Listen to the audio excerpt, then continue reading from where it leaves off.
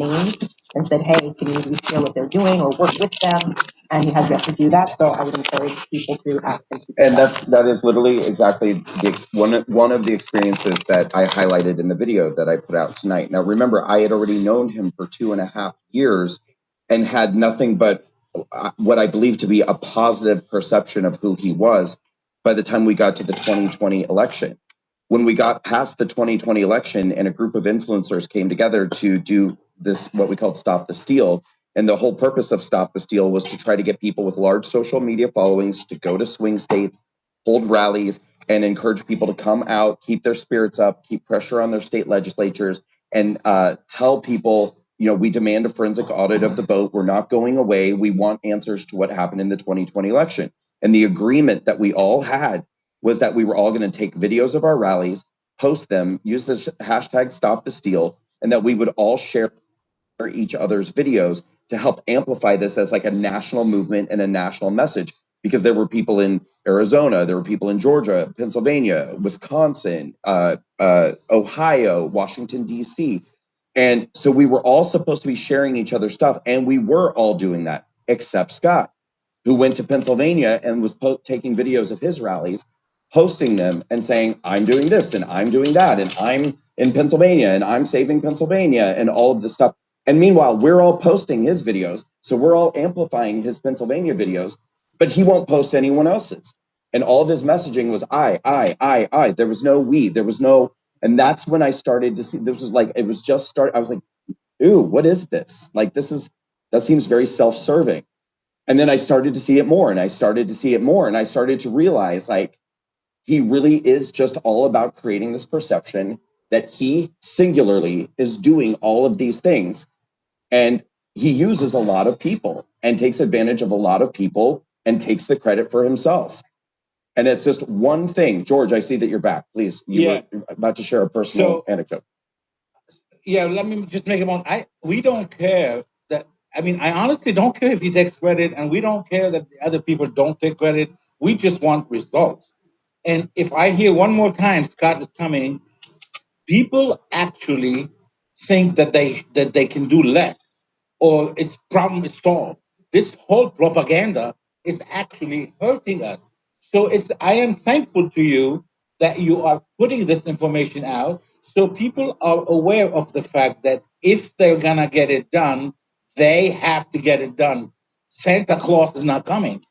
And my personal experience, I'm gonna leave the name of the person out because I don't know if they wanna be ousted by me or whatever. Their household name, and they were Scott's first employer in this arena.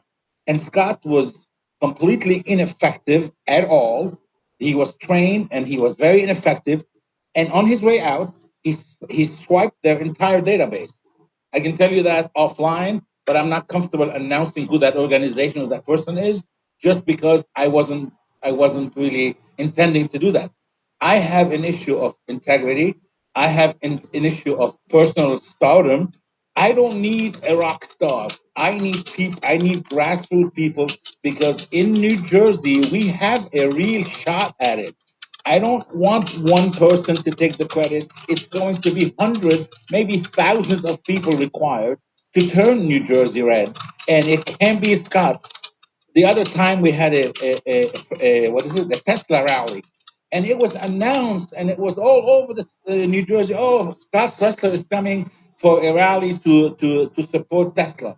Everybody comes in. Where's Scott? Where's Scott? Oh, some lady showed up and said, "Oh, he couldn't come."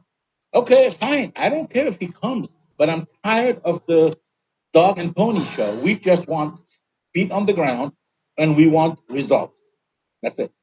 George, you just brought up one more thing that actually is a very relevant point. Thank you, because I'd actually forgotten to make it. Leading up to the 2024 election last year, we, with Walkaway, one of our missions has always been to try to connect with minority communities and go in and have the conversations with, Black, Hispanic, LGBT, all different kinds of people who are typically voting Democrat and large voting blocks, get people to wake up and change their minds.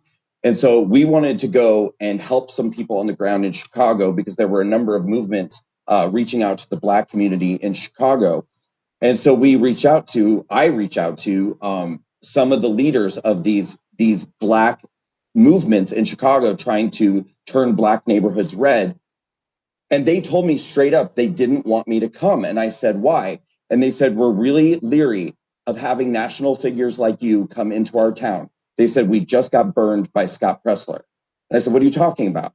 And they said, Scott told us he was going to come to Chicago. He's going to help us register voters. He was going to talk to the Black community. They said, we put an event together for him. We spent all this money and he didn't come. He didn't show up. And I've heard this story more than twice, just about last year. And that's another thing that, this is not my biggest point, but it does affect all of us in a way, because I have had people tell me they don't want to work with me because of experiences that they've had with him. And I have to explain, we're not the same person and we don't have the same ethic or the same background or the same goals. But it is really a problem. And it's a problem the way it affects other people, but it's also a problem that there is this chronic thing that's happening where he's not going through with the things that he says he's going to do. And what's very interesting, and I alluded to this in my video, he doesn't go on Twitter and tells people when he's canceling events. He goes on Twitter constantly and talks about where he's going, and I'm doing this and I'm doing that. But then when he doesn't show up, he forgets to mention that to people. Shell, go ahead. All right, we've got Mark, who's been waiting for a little bit, honey. He's on a limited time, but he has a story for you. Okay, but Mark, I'm going to ask you for a favor here. Oh, yeah. Mark, I'm going to ask if you could please try to start your story closer to the point where you were actually working with Scott, because I've heard your story before and there's a lot of extraneous details at the beginning, but just to keep the conversation moving. Okay. Yeah, going right into it, actually. So I met him before the 2020 election at Trump, D.C., down in the basement. Just briefly met him. Then fast forward, right after the 2020 election on, I think it was November 4th, actually, I saw a message on Facebook from him saying he's going to Pennsylvania and he needs help. So I got his phone number from someone that I knew. I called him. I said, hey, do you need some help? Should I go there and help you? He said, absolutely. And I've got text messages going all the way back there. And I'm in the process of putting a video out with all those text messages that I had with him, so everyone can see what I've been dealing with. But I did fly immediately from Tampa, Florida, where I watched the election, to the Pennsylvania Capitol steps. I got the first Stop the Steal rally signs all together for that Stop the Steal rally, which Scott did say he was running. That was his deal, was Stop the Steal. And he was the organizer for it. So I helped him with that for 4 days. I shared a hotel room with him. I shared a Patriots house that offered us a place to stay after a couple nights in the hotel room. I had dinner with his parents. While I was out there, he told me he was kind of living out of his van. I spent a lot of time in his van riding around with him. He got a call about some ballots in a dumpster at a school. So we went and drove to that school and started going through dumpsters, trying to find shredded ballots. Let's see what else. Atlanta, a week later, I met him for the second Stop the Steal rally out there and went door knocking with him and spent quite a bit of time with him while he was doing his little Facebook video shoots. And then I ended up out in D.C. In Sidney Powell's war room, actually investigating the election as a part of the Tina Peters forensic reports 1 and 2, Maricopa County. I worked at the Carrier Lake trial. I wrote Engineered Theft of a Superpower. I founded Hand Count Roadshow, and I've been investigating elections traveling the country for the past 4 years. And so early voting and mail-in are a huge problem. I know this in the investigation that I've done. In-person in election day is the safest way to go. Bank your votes is scam. Real votes is what wins election. Registering voters does not win elections. And in fact, it can lose elections if it's abused, and it's the most easy thing to abuse for people that are manipulating elections. And so when you register voters and tell people you flip a state by registering voters, it causes people to not go out and vote. But those inflated voter rolls are beautiful for people that are going to manipulate the elections, because that's exactly what they use to manipulate the election. So then I ended up in Arizona at Dream City Church, and I ran into Scott in the bathroom. And I thought this is a great opportunity to talk to him, because he wouldn't respond to my text messages, wouldn't answer my phone calls. And he was in the corner blow drying his hair in the men's room. And when he was done, I washed my hands as well. And he was walking out. I went up to him and said, "Hey, Scott, we've got to talk about early voting." And he did remember my name, but he talked to me in a very, very crazy, deep accent. Was not his normal voice. And I'd spent a lot of time with Scott. I mean, I shared a hotel room with him for 4 days. So I knew what his voice sounded like. That was not it.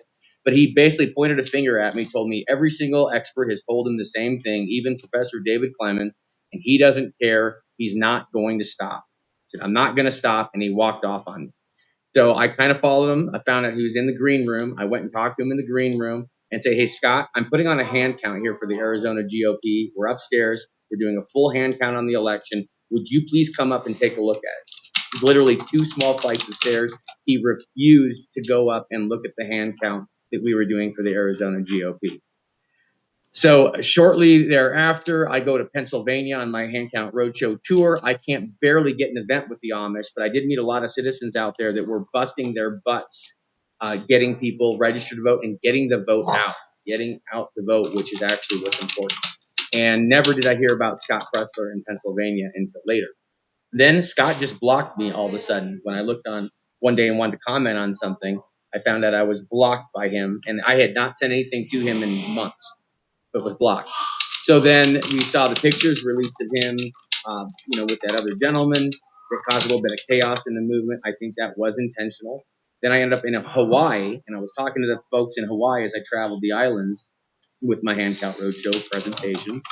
And I was told that Scott, when he came out there, people were pretty frustrated with him because he was, and this is what I was told, he was hungover a lot, and he was browsing his phone looking for people to meet, and even brought one of those guys to one of their GOP events. And the guy said he had met Scott the night before from a phone app and didn't know much about him, but he was hanging out outside this GOP event out there. The citizens that were there were really uncomfortable with that. Then, so here's my take. Summary is, he's an influence op. I think he established himself in the movement with all that riot cleanup. I think then the election happened, 2020. Then he started the Stop the Steal rally because he had already got some notoriety and some respect by cleaning up all those cities. And went to cover up, I think, what is potentially massive vote manipulation by mass registering people to vote in order to flood the voter rolls in those particular states in order to kill the down ballot races while sucking the money out of the MAGA movement and misdirecting everything. So that's my summary. I do have a lot more detail. Please, anyone follow me. I'm happy to answer any questions. I'll get all these text messages from him posted as well. Thank you. Mark, thank you. I appreciate you sharing your experience. Shell, I am lost. There are like 150 people requested and so many hands up. It's okay. I got you, Brandon. Okay. Ash in America is going to be next. We're going to go to Steph after that. Shell, so also, I was reading the comments. There's a guy down here named Matthew Contreras who's requested a mic. It sounds like he's not thrilled about Scott being criticized, and I want to, give everybody an opportunity to be heard. So that's somebody who we might want to bring up and hear what he has to say too. You got it. Yeah, thanks, guys. And Brandon, thank you so much for holding this space. Just real quick points, and then I'll drop down so you can bring other people up. One, we don't have a turnout issue. Pew Research in 2020 said 94.1% was the turnout in the United States. 94.1%. It was a major outlier. Wide elections that year, the average globally is in the mid to high 60s. It's never been explained, and the excess votes disappeared in 2024. 2, Scott Presler is padding the voter rolls. Mark talked about this. If Presler was checking eligibility before registering voters, he would be sued for voter suppression under the KKK Act. I was sued for voter suppression under the KKK Act for knocking doors and checking the results.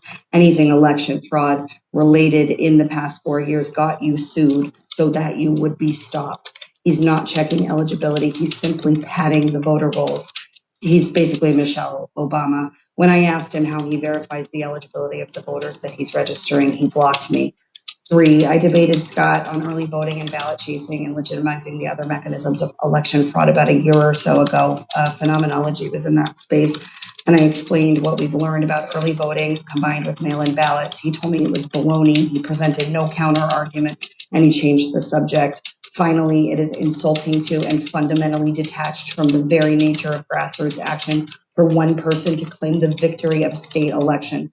Presler's assertions about Pennsylvania are offensive and despicable. They're an insult to the critical work of people like Karen and Tony and Caroline and Leah that are doing work inside out, making real sacrifices and getting sued, because everybody that pursued election fraud got freaking persecuted by the government over the past 4 years. I think he's a despicable disgrace, and I don't give a shit if it upsets people that their favorite toy is insulted. He is a danger to our nation. He is legitimizing the mechanisms of fraud. I don't want Republicans to win fake fucking elections. I want to restore verifiably accurate elections to the American people. Thank you. Wow, thank you. And yeah, and I just want to take a real quick moment to also remind people, going back to the point that we're going to probably have to keep repeating about this, like, why stop the infighting and don't criticize people, and we're all on the same team, and whatever. This is how we got the swamp in the first place. The very swamp that we're trying to drain, the very swamp that has become so out of control that we feel like we can't get anything done in DC. This all happened because we weren't allowed to criticize people on our own team who were doing deceptive and dangerous and destructive things. And then all of a sudden, the whole system becomes so out of control that now we find ourselves in a swamp that we're trying to drain and we can't get ourselves out of. So you can't have it both ways. I mean, there was a time where every person who is now part of the swamp was somebody who was considered to be on your team, but people were not allowed to criticize them or call them out at the time. Sorry, Shel, please go ahead. Let's go ahead and bring Take Back New Jersey in. Thank you for giving me the mic. I'm not real crazy about this space because it does create division, but I want to remind everybody that you all know that the last 10 years all of our elections have been fake, right? They cheat in the background. So getting people out more engaged, yeah, Scott has an ego, but he's getting more people engaged. So I don't mind. I don't want to fact check him to the great detail, but I think you guys should all be focusing more on the elections and getting hand counting systems in and replacing the machines. And that every election is fake. So if a down ballot goes Democrat, goes Democrat instead of Republican when the top of the ballot went Republican, it doesn't matter because they all cheat on the back end and it's all the machines. And with that, I'll yield. Well, I want to respond to the point that you made. I mean, first of all, I'll agree with you that there are people that I think he's inspired to get involved, and I don't want to denigrate that in any way. I also don't want to denigrate the actual work that he's actually done. I know that he has actually registered voters. I know that he has actually knocked on doors, and any voter that anybody registers is a contribution. Although people are talking about bloating the rolls, but I'm not denigrating the actual work that's being done. My issue, again, are the lies that are being told about things that are not happening. And I think you have to ask the question, okay, if he's getting, say, 20 or 25 people, which is my understanding from the employees of the organization, that there was never more, I'll round up and say 30. But I've talked to people who've worked for the organization and who have said there was never more than 25 people working for the org, even though Scott was going on television and saying that there were anywhere from 50 to 75 paid employees on the ground. I don't think that was true. It's never, the results of that have never been seen, and the people who work there say it was closer to 25 to 28. So you got to ask yourself, if the 25 to 28 people that are being inspired to go out and work is greater than all of the people who have been inspired to quit because one person is taking sole credit for everything that's happening in the entire state. I would like to know the numbers of people who decided not to go out and get involved. Well, let me just add that in the 1776 revolution, the people who were recognized were like 1% or 2% of the people who lost their lives in 1776. You never know about them. So why are we picking on one person because he's out in the front, right? I'll answer that question if you'd like an answer. Yeah, that, and why are we worrying about, somebody else getting credit for something that we're all doing? It doesn't make any sense. Take back really quick, just out of curiosity. Did you watch the video that Brandon put out? No, because I really don't want to watch. That's all I need to hear. No, so you don't even know the claims that Brandon has made in his video, and so like to me, it's like if you're not, what's the point? Let me finish. Go ahead. If you're not going to take 15 minutes to watch a video of what Brandon is claiming in the video, I don't really know how anybody, for that matter, could come up here and try to add to this conversation from the other perspective and defend something when you haven't even watched the video. That's all I want to say. All right. Well, what were the claims in the video then? Just a real quick drop synopsis. down on the listener, go watch it, and come back if you want. It's literally being spoon-fed to you right now. There's a damn video about it. You don't have to read anything. It's not like you're having to go read a book. It's a video. Go watch it. Come back.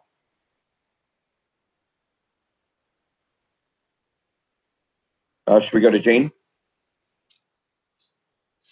Kellyanne was up next, and then we're going to go to Steph. Gotcha. Okay, guys, thank you so much. And Brandon, thank you so much for having the space. I've been calling out Scott for about 7 months because I have personal experience, and I have been getting a lot of heat from it. So I'm in Bucks County, Pennsylvania, and as you all know, Scott, he was the one who he actually claimed that he flipped our states or our county, which is not true. So I am in a grassroots group, Right for Bucks. They have been there are boots on the ground for so long.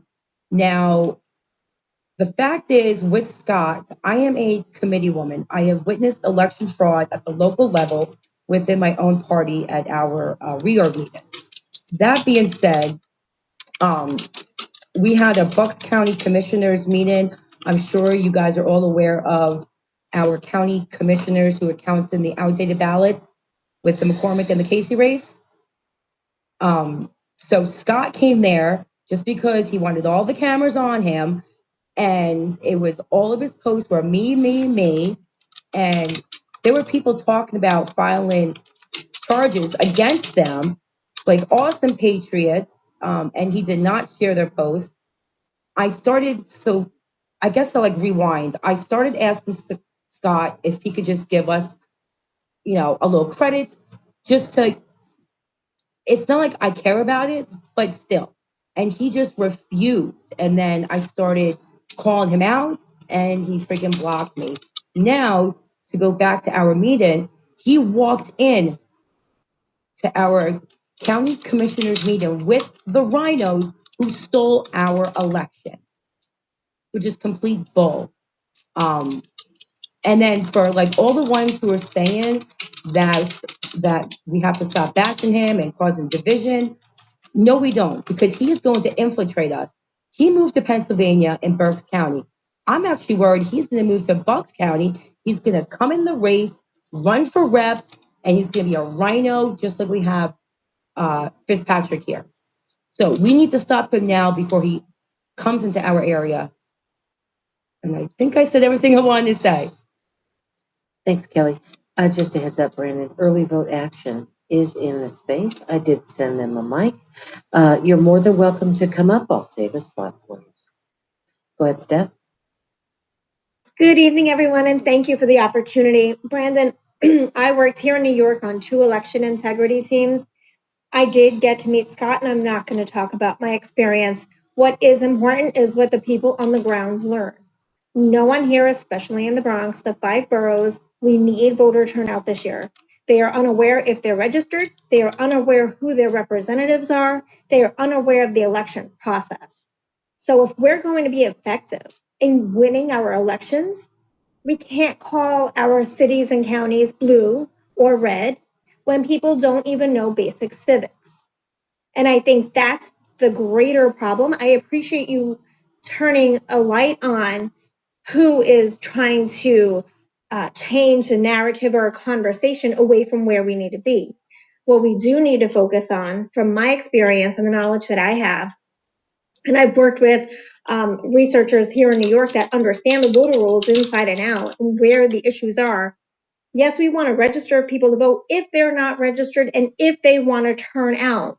If they're not willing to mark their calendars, if they're not willing to work with candidates, if they're not willing to volunteer to be poll watchers, inspectors day of elections and the 10 days of early voting, if candidates aren't willing to go door knocking or go into nursing home facilities, senior citizen facilities, and actually run a campaign, these are the issues that we can, as an election integrity team across the country, these are the gaps that we can fill.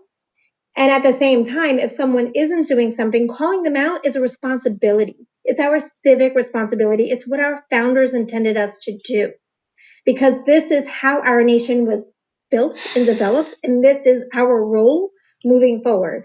So I appreciate the opportunity. I thank everyone. I'll drop down so you can bring more people up. Have a great night, everyone. Thank you, Steph. And I want to comment on what you said about it being a civic responsibility to call people out. I mean, I really honestly appreciate that. And I keep thinking about what George said. It's really like bouncing around inside my head. George said, it's like you're telling people there's no Santa Claus and they're responding accordingly about you saying that. I keep hearing that play back in my mind. And what it's making me realize, and I want to preface this by saying, and I'm being sincere, I don't want to offend anybody because I care deeply. I care even with people who might hate me right now or have an issue with me. I care about all people on our side of the aisle. I certainly care about my fans and followers. But it almost reminds me, and again, it's very much the same type of behavior I saw on the left when I left the left.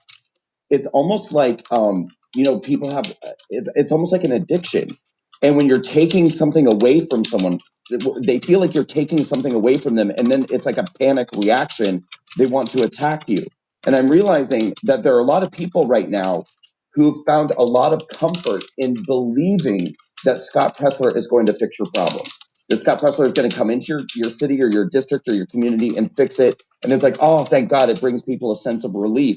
And by challenging that, I think what people are really reacting to is losing that sense of comfort from that very false narrative that he's going to come in and fix your problems. And I actually think that's a lot of the reason why some of these people, not all, but I think a lot of these people are being very nasty in their reaction and their response, because it's almost like they're having a panic reaction to this idea, like, oh my God, don't take away, my blankie that's making me believe everything is going to be okay. But the thing you need to realize is it was never true in the first place. Oh, true. And to that point, there's only one person on the pedestal, and that is God. When we try to put anyone else on the pedestal, they will disappoint us. So if we just keep our focus that way, we'll know. Don't put me on a pedestal. I'm just here to do the grunt work. No one should ever expect to be put on that pedestal. Only God. All right, everybody. I'm rotating the best that I can. If you do come up on a mic and you just sit here and don't put a hand up, I'm going to rotate you down and bring people up that are going to put their hands up and get involved in the conversation. We're going to go to Caroline next, if that's okay, Brent. Yeah, that's absolutely fine. I just want to make an effort to try to bring up Matthew, because I do want, if there are people here who would like to. I've tried to find him. Will he put in a request? So he is requested. I'll accept him right now. There we go. If there are people that want to come to advocate for Scott, I want to give them the opportunity to do that. And I think he does. So please. Yeah, listen, my husband is like, yes. Yeah, my husband just woke up and, right when I got the mic to hear, and he don't want to hear no more about Scott Presler because he had it. And I don't blame him. And it's almost over anyway, because he is going to get found out. Scott is going to get found out. He is dishonest. I'm here in Bucks County. I listened to the young girl talk. Yes, right, for Bucks, worked their ass off, only for Scott to come around at the last minute and hold out forms that were filled out somewhere else and took pictures and took the credit for everything that they did. And I've got, screenshots for that, and I know the people and all that stuff. And then I wanted to talk about also when he came into the meeting at the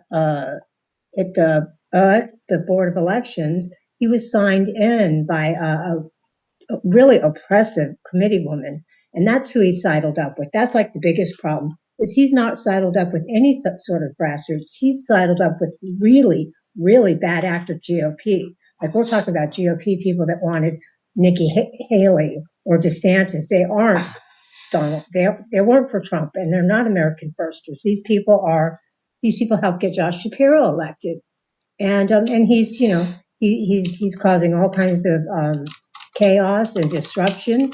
You go to the supermarket around here, right here in Bucks County, where it's always saying, "Oh, I'm here in Bucks County." Listen, I go to the stores, I go everywhere, and I put his picture right up there. I mean, I don't do it anymore, but and nobody knows who the hell he is, because you know what? Scott shows up.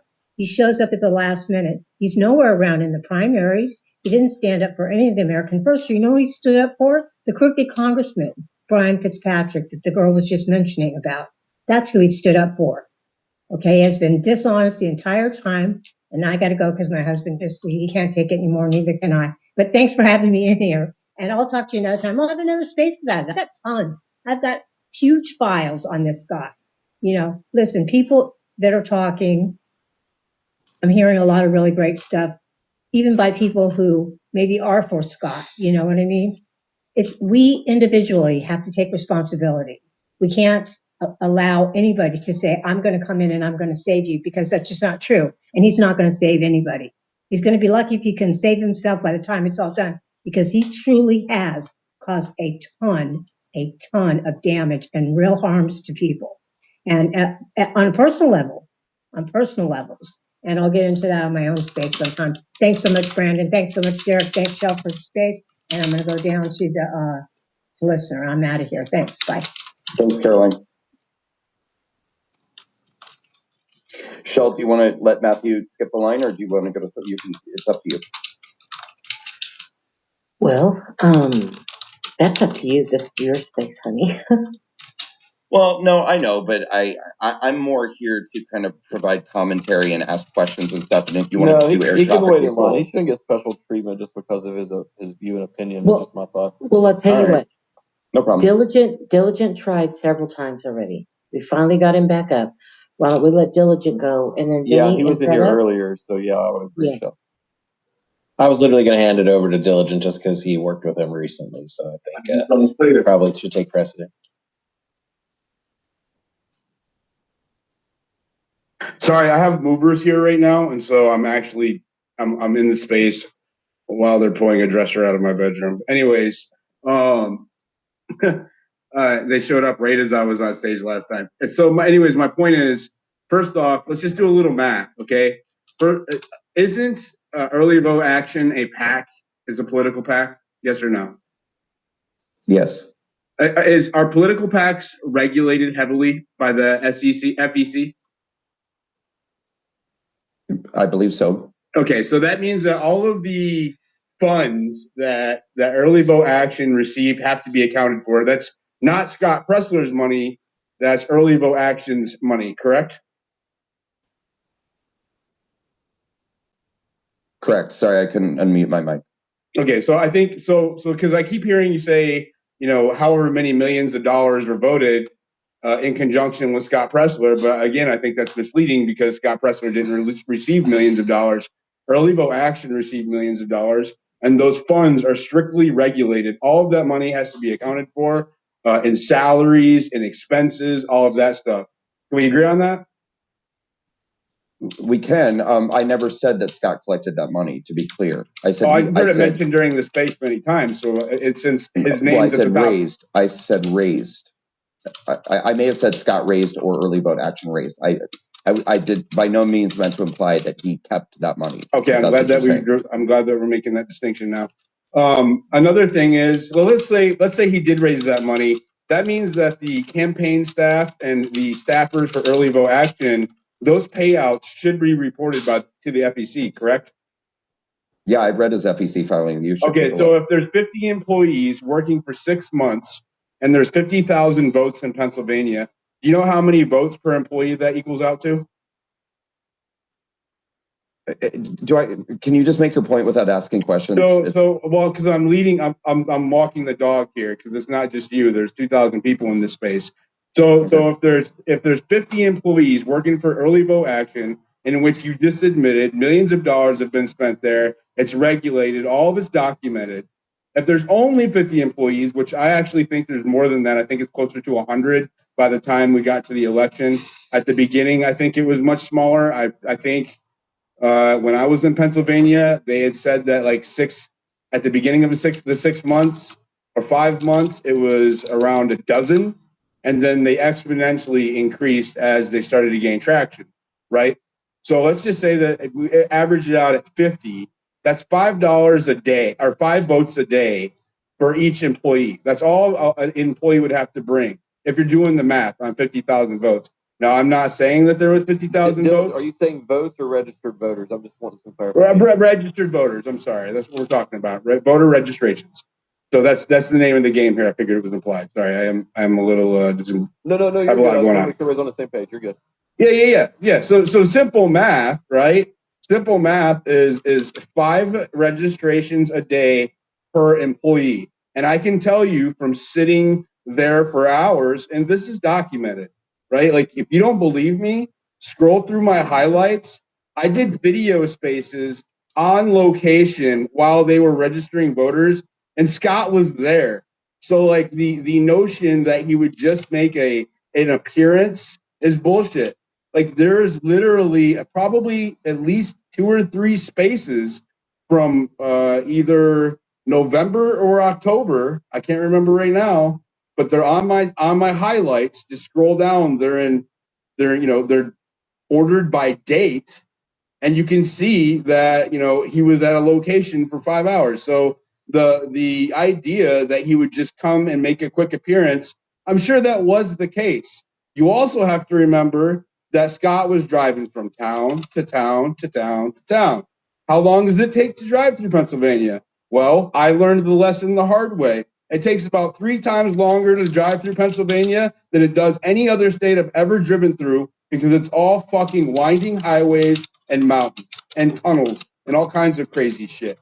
So like to act like, oh, well, we only stayed for a minute. When I came onto this space earlier, you know what I heard? I heard people complaining that he wasn't giving them the attention they thought they deserved. That was the number one thing. The first woman, she came up and she said, oh, he should have known me, but because he didn't react the way that I wanted to, I thought something was off about him. Another individual said that he came up to talk to Scott to complain about pushing early voting, right? And Scott didn't give him the time of day. I'm starting to catch a pattern here. So I feel like there's a lot of dragging, a lot of like hype here, but there's not really a lot of substance. I see a lot of people taking an opportunity to drag and bully somebody without a lot of evidence. That's what I see. Nobody's being bullied. Stop it. I mean, people are asking for transparency. I'm just calling it the way I see it, Brandon. Well, that's fine. I appreciate that, but I don't know if we'd say bullying. Yeah, I think I think it's a miscategorization, and also, but you did say something that really interested me. I do think Diligent does have a point. It does. Vinny, can I finish? Vinny, Vinny, this isn't your space. The host. I know it's not my space. Thank you very much. Let him finish. Appreciate you. Thanks, Judy. Diligent, you did. I didn't meet you. Diligent, you did say something interesting. You said everything is documented. So all of the voter registrations are documented by Early Vote Action? I don't know that. Because that's all we're asking for. I'm trying to understand why Early Vote Action said that they registered 10,000 voters, and then 8 days later, Scott inflated that number by 500%, and has never provided any documentation. I'm curious, can we see that? So that was the mayor that made that statement. He was giving you the registrations that he had counted while he had worked up to that point.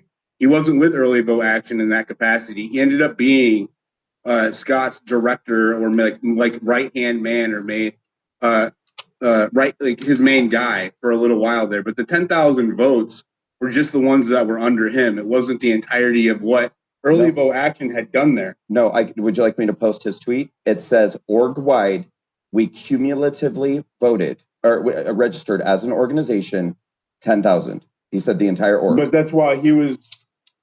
You talking about Mayor Longo? Yeah, he was the Pennsylvania state director, and on the day of voter registration closing, he said org-wide, the entire organization registered 10,000 voters in the 2024 cycle. 8 days later, Scott inflated those numbers by 500%. He texted me an explanation. I'm going to read it to you now. Hold on. Okay. Who texted you? Just curious. JD Longo. I'm going to read it to you verbatim. Will he come in? Will he come into the space? No, he says, I don't want to give this guy attention, and that's why I won't go on stage. I said, fine, I'll do it. So my 10K figure is only what I had collected via reports from June to November when I was state director. That's not counting what the people working under EVA before I became state director in late June, or what our affiliates earned by way of our partnerships and associations. So it sounds like that they're also including any registrations that might have been garnered from partnerships or associations. And if you do remember, they were partnered with the America PAC as well as Turning Point Action, I believe. I'm just speculating on that latter part. There is no need for me to clarify. We won, blah, blah, blah. And he also said, if you divide 50K by those 81 people over 6 months, he's actually, I gave you a lower number. I said 50. He's saying 80. He says, if you divide 50,000 votes over 81 people over 6 months, that's an average of only 3.4 voters per registered voters per day. Now add our partnerships with groups like Benevito, I'm probably butchering that, and county GOP committees. That's an organization with coalitions and partnerships that pull together over 100 people across Pennsylvania and built an infrastructure for all of those people and more to use. And then throw in our early vote action app as well. Let me see. And then he's just are there kinda going records? off on Will some you stuff ask you him guys if are there are records? Does the organization keep records? I mean, that would be like, that's kind of implied, right? No, it's yes or no. Does this organization? I'll text him. Yeah, I guess. Yeah. Please. Do And then- you guys keep records? And just out of curiosity, Diligent, you mentioned the FEC stuff earlier. I haven't, for the record. I'll be transparent. Have you read the FEC reports of early vote action? I haven't. I was just curious if you have. I have to a degree because they were sent to me when. So the guy was dragged. So this isn't the first space like this I've seen. That they were having spaces like this for like 2 weeks. This is why I said he was getting bullied, because this is ongoing. I mean, the one guy he was plugging a website, somethingscottpresler.com. I mean, come on, bro. But Asking questions is not bullying. So when that happened, people were asking me to go into this space. I didn't want to bring my audience. Okay, I have a sizable space audience, and the reason why I don't do that, because sometimes claims aren't true, or they're meant to just kind of destroy credibility. And just my presence or our presence, if you have a following at all, you have to be responsible with that, right? And so I make sure that if I'm going to address it, I have all the information to go up there with. In that case, I didn't know what they were talking about, but this case I do, because I was there, right? So I have seen the FCC filings. There are dozens of people on there and the amounts that got paid, and not to mention, they had a shit ton of volunteers that didn't get paid at all. There was a woman that I met at the Dragon Flea Market in Pennsylvania. It was an Amish flea market. This is documented on video as well, and actually, I believe a space, right? Where a video space, so it's like incontrovertible, okay? Where there was 2 volunteers there, one from Pennsylvania. I'm sorry, 3 volunteers there, one from Pennsylvania, one from Louisiana, and another one from California, that came there on their own dime and were sitting there all day, and I mean all day, like 7 in the morning until nighttime when the place closed, registering voters. No, that one's going with me. Are you guys? This mirror's going. Tony, are you with us? Tony? I couldn't get my mic off. Yes, I'm here. No worries. So you've tracked a lot of the data there in Pennsylvania. Is what Diligent's saying, is that tracking for you? Does it make sense to you that EVA registered 50,000 voters in PA? Is it possible? Yes, I would just Diligent. I would want to know, our records are indicating that 27,000 newly registered voters in 2024 came from paper. So my question for EVA then is, how are they tracking exactly how many registrations are coming from them? How do they track that? Because there's another thing they could have done is a web API app. They could have gotten access, actually, EVA could have gotten their own way to track exactly how many people they would be registering. And I know that Scott knows about this, and yet he did not do it. So that would be my other question for him. And then also, if you could just ask him, why does he block us instead of answering some of these? So, to be fair, Scott wasn't the one texting me. It was JD Longo. Okay, so why does Scott block all the election integrity people on this platform when they've tried to ask honest, genuine, open questions? Gee, I wonder why. I can't speak for him, but it looks like, again, like this hasn't been exactly an objective, unbiased conversation. I've seen numerous examples of people just using it as an opportunity to bash somebody, right? Like because they don't agree with them on principle. A lot of these people up here, I'm going to answer the question. A lot of these people up here are against early voting. Scott ran early voting in Pennsylvania. So there's a clear bias in their arguments. They're mostly mad that he ran early voting, but I would argue that the early voting was effective. I can't tell you how many times that I was at a polling station in Pennsylvania in the weeks leading up to the election, and people would say, "We're here because the early vote act, the EVA app, told us to be here." They had received text messages. Reminders for them to show up, and I believe I even have some of that on video. I pretty much documented. There's no question that he got people to the polls. Here's the concern. The data from Pennsylvania is showing us that only 20,000 newly registered voters actually showed up to vote. And so when Scott is claiming victory for Pennsylvania with a margin of over 100,000 votes, it wasn't only new registrations, Tony.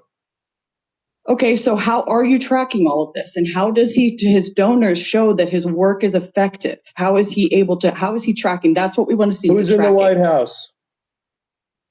Well, hold on. Matt, like, first of all, that's the dumbest response I've heard all night long, number one. Number two. Well, why don't you let me talk for 5 minutes? All right, so I'll go to mute you. That's fine. I have the power to do that. So really quick, I want to say something. I actually did text and call people through the early vote action app myself, for the record. Okay.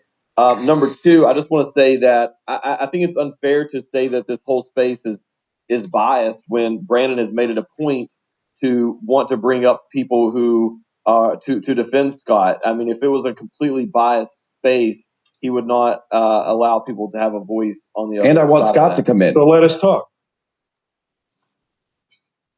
You can stick your hand up. I mean, you're in line just like everybody else. I actually go ahead, Matthew. Please go ahead and talk, because I don't want it to be said that you were being censored or suppressed. Please go ahead. Bullied. Matthew, the floor is yours. It was a double mute glitch. Matt, you can unmute your mic. Can you hear me? Yes. Thank you. I never said that anyone was being bullied. So I'm a First Amendment absolutist. So let's be clear. I should have said dog pile. Everybody has the right to say whatever they want. We live in a free country, thank God, and we're not in Europe. So we can all say whatever we like. And as far as blocking people is concerned, you've all here had trolls that you don't necessarily agree with or want to block, and we've all blocked people. So First Amendment, I agree with. Well, you're going to block some people that don't listen to what you have to say, or you're just going to agree to disagree and finally block them. I think the whole blocking thing's blown out of proportion. First of all, let me say, I've never taken a dime from early vote action. I've been a volunteer just like Diligent was just talking about. I've personally registered probably thousands of people, okay, over the course of doing what I was comfortable doing for early vote action. But the truth of the matter is that Scott's a human being, and do we disagree on certain things? Absolutely, 100%. And would he tell you himself that we disagree on some election integrity issues? 100%. So I would even go as far as to say he probably has regretted to this point some of his election integrity statements. And I can tell you for 100%, I am one of those people who's disagreed with him. Anybody who says that the 2020 election was not stolen is a fool, because clearly it was. And as far as the cheating afterward, 2022 was also problematic for us as Republicans because of the cheating. So let's be clear, some of his statements on those things have not been great, and we disagree on those things. But as far as enthusiasm, as far as registering voters, first of all, you have to be registered in order to vote. So let's stop playing this game about, registrations do this and that. And the other thing is, like, early vote action, the people who were employed, and at the end, it was close to 100. Okay, because I was there from the beginning. And I'm telling you right now, the number increased to whatever it was originally, and it was close to around 100 people. And the money was spent. And a lot of the money was spent on, technology and things that cost a lot of money. And, the notion that, that Scott was buying, houses with the money is ridiculous. If you look at the FEC filing, you'll see clearly that Scott never took a dime from the PAC. Okay. And so No all one this said other that. talk That's is never been said. well, I know, but you know what, Brandon? In all honesty, it was insinuated, and insinuating, as you know, in politics and in social media, is just as good as saying it outright. So the fact of the matter is, it was insinuated. That's fine. It was insinuated, but the fact of the matter is, he never took a dime. Right? Is that what you're saying? One person insinuating. I'm saying he didn't take a dime from the PAC. No, he said it numerous times at the insinuating beginning of the space, Derek. Insinuating is an insinuating, and so if you're going to say that, then insinuating that one person won an entire state is also just as bad. I don't agree. I don't agree with that. And Agreed. he's never said that. This is the other misnomer. I don't look. The other thing that Scott and I will probably agree on at this point, maybe he could be a little more humble. There's nobody's questioning whether he could be more humble or more inclusive with some of these things. But you have to understand, for all my friends that don't understand Pennsylvania and also don't understand the 2024 election, the fact of the matter is, if you have a problem with embracing some of the GOP committees, of which I can't stand, and believe me, I'm like public enemy number one with the PAGOP. So I'm no friend of the PAGOP or the RNC. I'm a big critic of both. But the fact of the matter is, when the former president of the United States, who's then currently running for the job, tells you, guess what, folks, you all need to get along because I want to get reelected, that's what freaking happens. And that's exactly what happened. So the fact of the matter is, does Scott have to play nice with some of these GOPs? Absolutely. Do I love it? Absolutely not. But guess what? In order to get the vote turned out, in order to get these people moving, that was the order that came down from Donald Trump. And the fact of the matter is, a lot of the people that work for EVA and all the people that we are friends with also work for Trump Force 47. And those people were also registering voters, and they were also turning people out. And believe me, not only was it documented by Diligent, it was documented by people like me who were on the ground.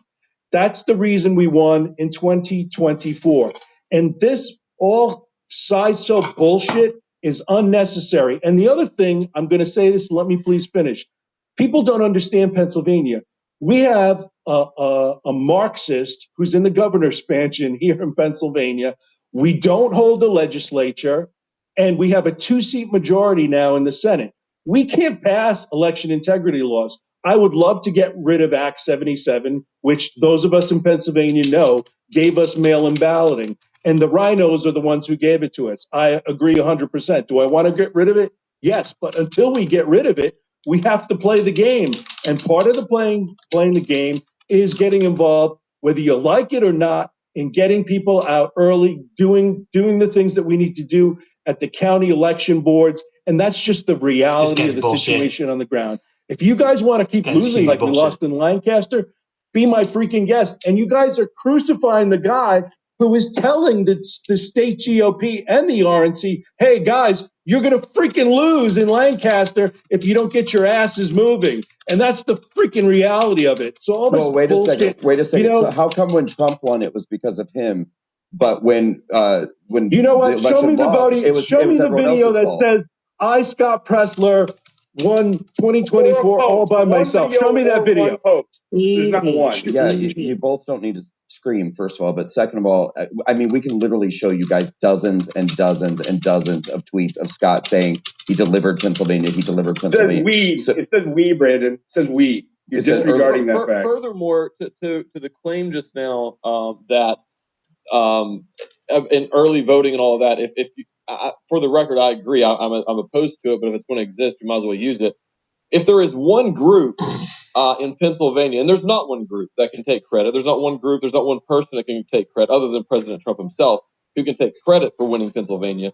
But if there is one group that could, it would be Pennsylvania Chase that knocked on over 500,000 doors in the state of Pennsylvania, not registering a few thousand people at a gun show. I'm sorry, that's just unbelievable. And you know, it's the sentiment.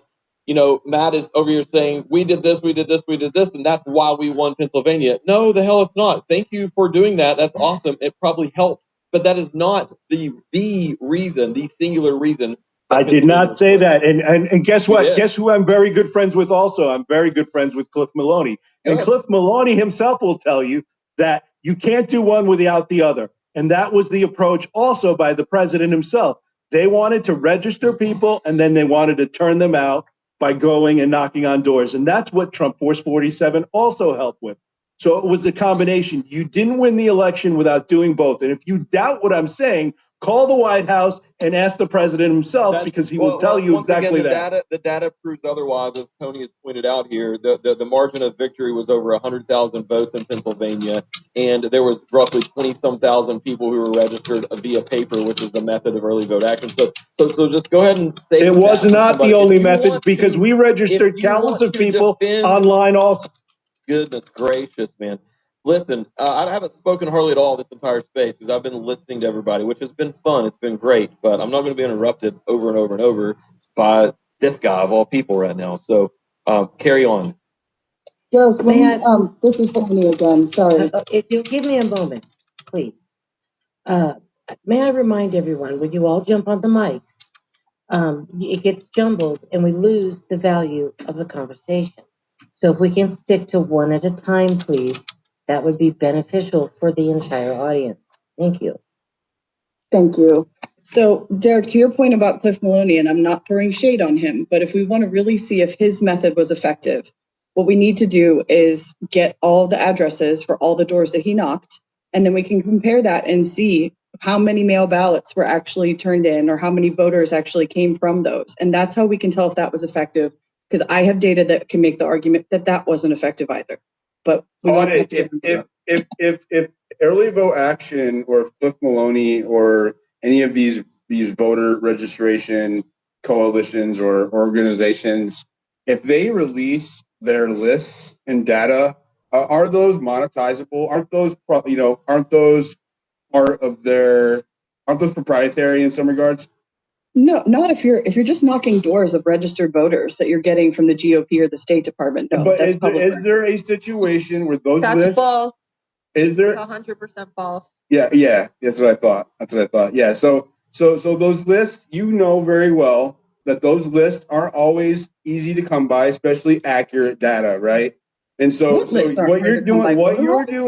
you're doing is demanding that Scott or Early Vote Action turn over their information so that you can quote unquote audit it or verify it. However, if they do that, they're also giving away.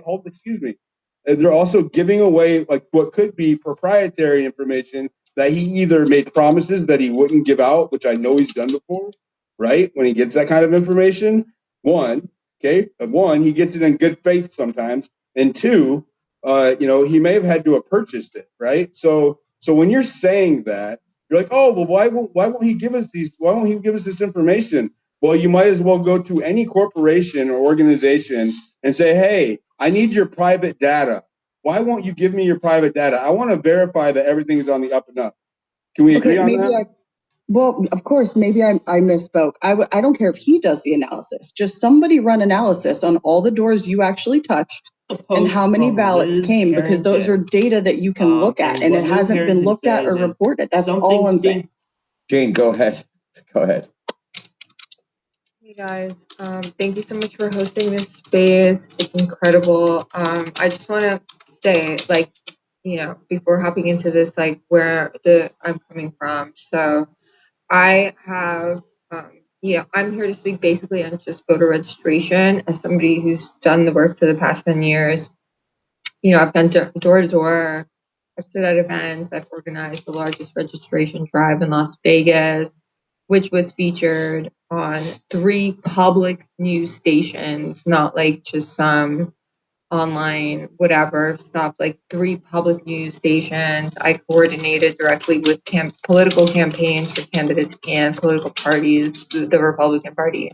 So, like, this is real experience. And I think what a lot of people are missing is that registering voters is not the same thing as verifying the eligibility of the voters being registered.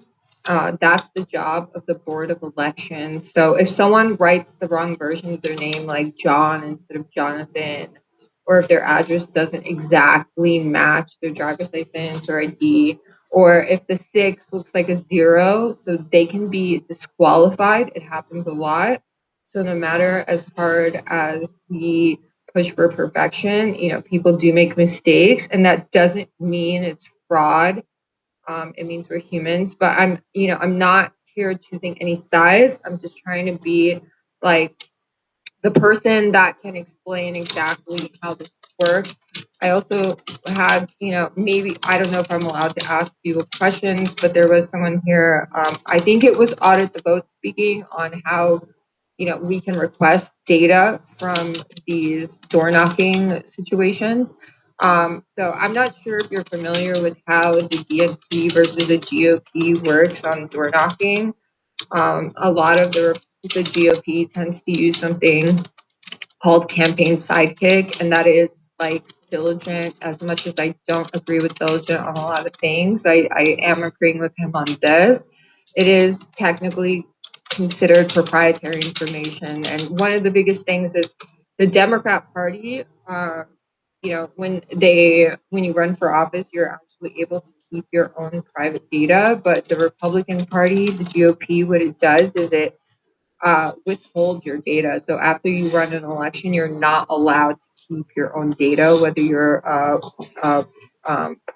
party or a committee or a PAC or whatever. You're not allowed to maintain that unless you're like an organization hired by a PAC. It's like detailed breakdowns, but that is proprietary information, and that is sold. Like, people will sell voter data for 10 cents per voter. So they're not about just hand it out for free to people. I actually ran in 2022 just to get free voter registration data, because in Nevada you just pay $200 and get access to all the data for the entire year. And if you were paying for it with a company, you'd be spending 10 cents per voter. So this, if you're willing to put down like hundreds of thousands of dollars, then yeah, I definitely encourage you to go through lawsuits and try to buy out this data from other people. But I just don't think that's really going to be worth the money. You could spend that money to get more people registered and knock more doors. But I'm here, basically I'm saying I'm here for any questions you have about voter registration. I've been doing this for years, standing out in 122-degree weather for 10 hours at a time. I just want to say thank you for letting me come up and eviscerate your narrative. Have a good night. Wait, Diligent. Damn it.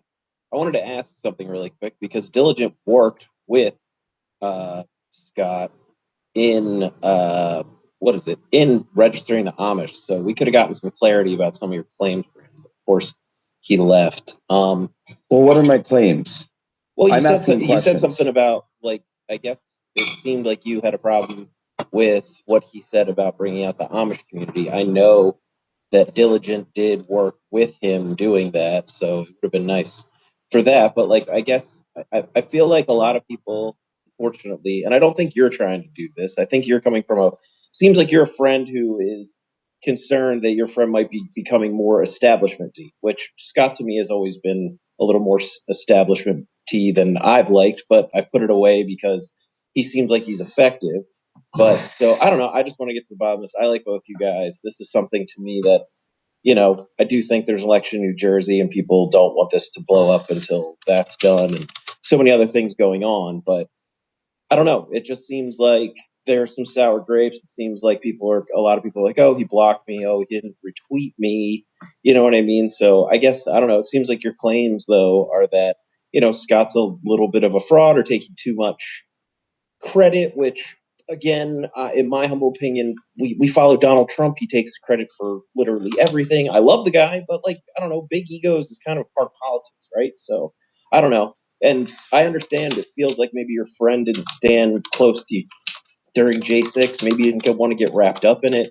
But, I don't know. This seems like a lot of misunderstanding. Do you hear how many excuses you're making for him? I mean, that was just like a laundry list of excuses. I don't know you that well, but I have followed you for a while. So, like, no. It's that's why it's not. I don't. It does. I mean, I'm not saying I don't care if you don't like me. I don't mean it like that. But what I'm saying is, like, it's, and I don't mean this disrespectfully, but it's weird.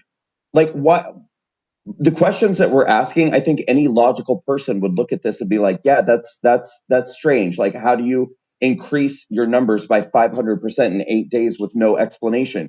Why are you blocking people who ask questions? And you're acting like the people who are asking questions are weird or wrong.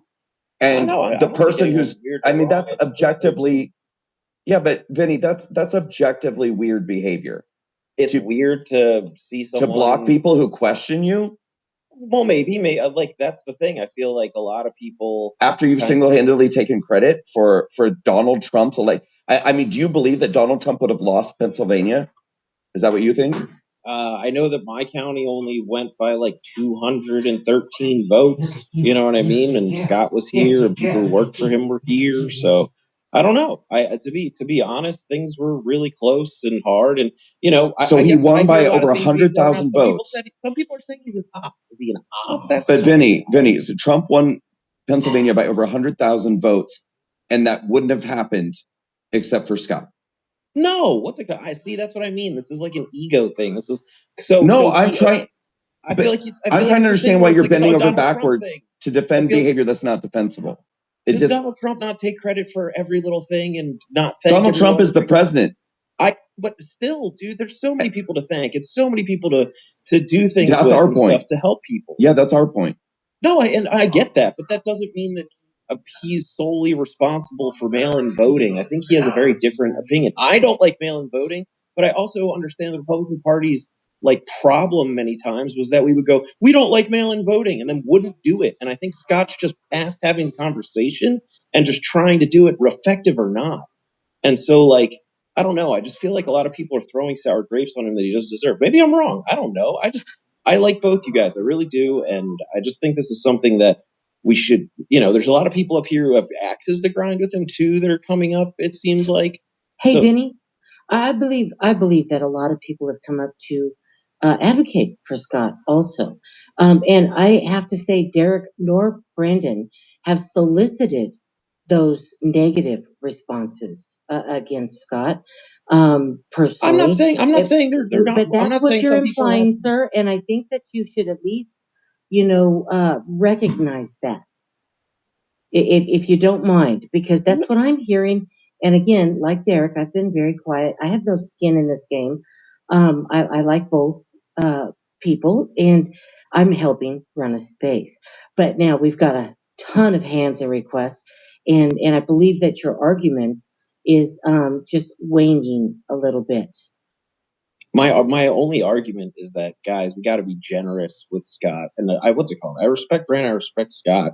I just think we understand that, and now you're being repetitive. Can we move on, Vinny? I'm trying to you bullied the mic at least 4 times already. 4 times We've heard already? from you a lot. Okay. We've got people waiting, and all you're right, making Shell, my whatever. quit. You guys don't want to let someone who's on Scott's side. But you've been talking, Vinny. For what? 3 minutes? Sometimes we talk forever on this. Vinny, I'm sorry, real quick. I mean, you said we have to be generous with Scott. I mean, literally, people gave him credit for the presidential election. They gave millions of dollars. And again, I don't care about this. I want to be really clear. I've made really clear. Whatever people want to spend their money on, they're entitled to. But the fact is, they bought him a house. They bought him a car. I think people have been very generous with Scott. And I think the idea that he hasn't gotten enough generosity for registering voters, and that we're not even allowed to ask a question like, how many was it? Are we allowed to actually know? I think that's fine. I think that's all good. I just feel like he probably feels kind of attacked with everything that's going on here. If he answered questions, he wouldn't feel attacked. If it feels like an attack, which I don't think that it is, it got to this point by blocking people who ask questions. Yeah, no, maybe it does. The thing is, or just be transparent. I mean, just be transparent, and then you won't. And he's welcome to come here. And I said, I'm not going to let anybody scream at him or go after. I just want to ask. Early vote action is in the space and have been. Well, I don't know who that is. Sent a mic and welcomed on the stage. Is that him or is that somebody else? I'm not sure. Okay. I'm going to utilize my national treasure of walk away executive authority. There you go. There you go. Oh boy, here it is. So I just want to correct something that was stated. I don't know who said provide the data so we can properly track. I'm the executive director for the Delaware Republican Party, so I oversee anything that happens when it comes to data, especially when it comes down from the RNC. Could you say it's proprietary data? Sure. However, simply knocking on a door and getting a registered voter's address and supplying a first name, last name, and address is not, because any person can go to their Secretary of State or Department of Elections in their state, depending. In Delaware, our Secretary of State isn't involved in any elections, and ask for voter registration information. How many people registered to vote since January 1 up until this date? And they will provide that information. Some states require a fee, some states don't. And it's just solely to grab that information. My point here is whoever we can request the data from, they can supply the data of the doors that they knocked on, give that to whoever who wants to run an analysis to determine whether or not any of those people or if all of those people came out and vote. It isn't a proprietary data information in any way, shape, or form. Anyone can get this information if they go to their Department of Elections or Secretary of State's office and pull that info. And I understand what Jane said. I understand you've been involved for a lot longer. However, things have changed drastically across the country when it comes to requesting data specifically like this. We're not asking whether or not they're a Rotary Club member or if they're a member of the NRA. That might be proprietary data because that's consumer data. One thing, the Early Vote Action app, the Delaware Republican Party has its own app as well. It is the same exact app. It's just branded for us. All of that data in those apps come from L2 Data Company. If anyone that works in politics is familiar with L2, that comes directly from voter databases that is supplied to them from the Secretary of State or Department of Elections, and consumer data. You can get anything that relates to voting for free from L2. You can't get any of the other proprietary data information, like whether or not they're a black voter or whether or not they vote in short sleeve shirts. You can't pull that information, but the voter information you can. And I just wanted to make that point.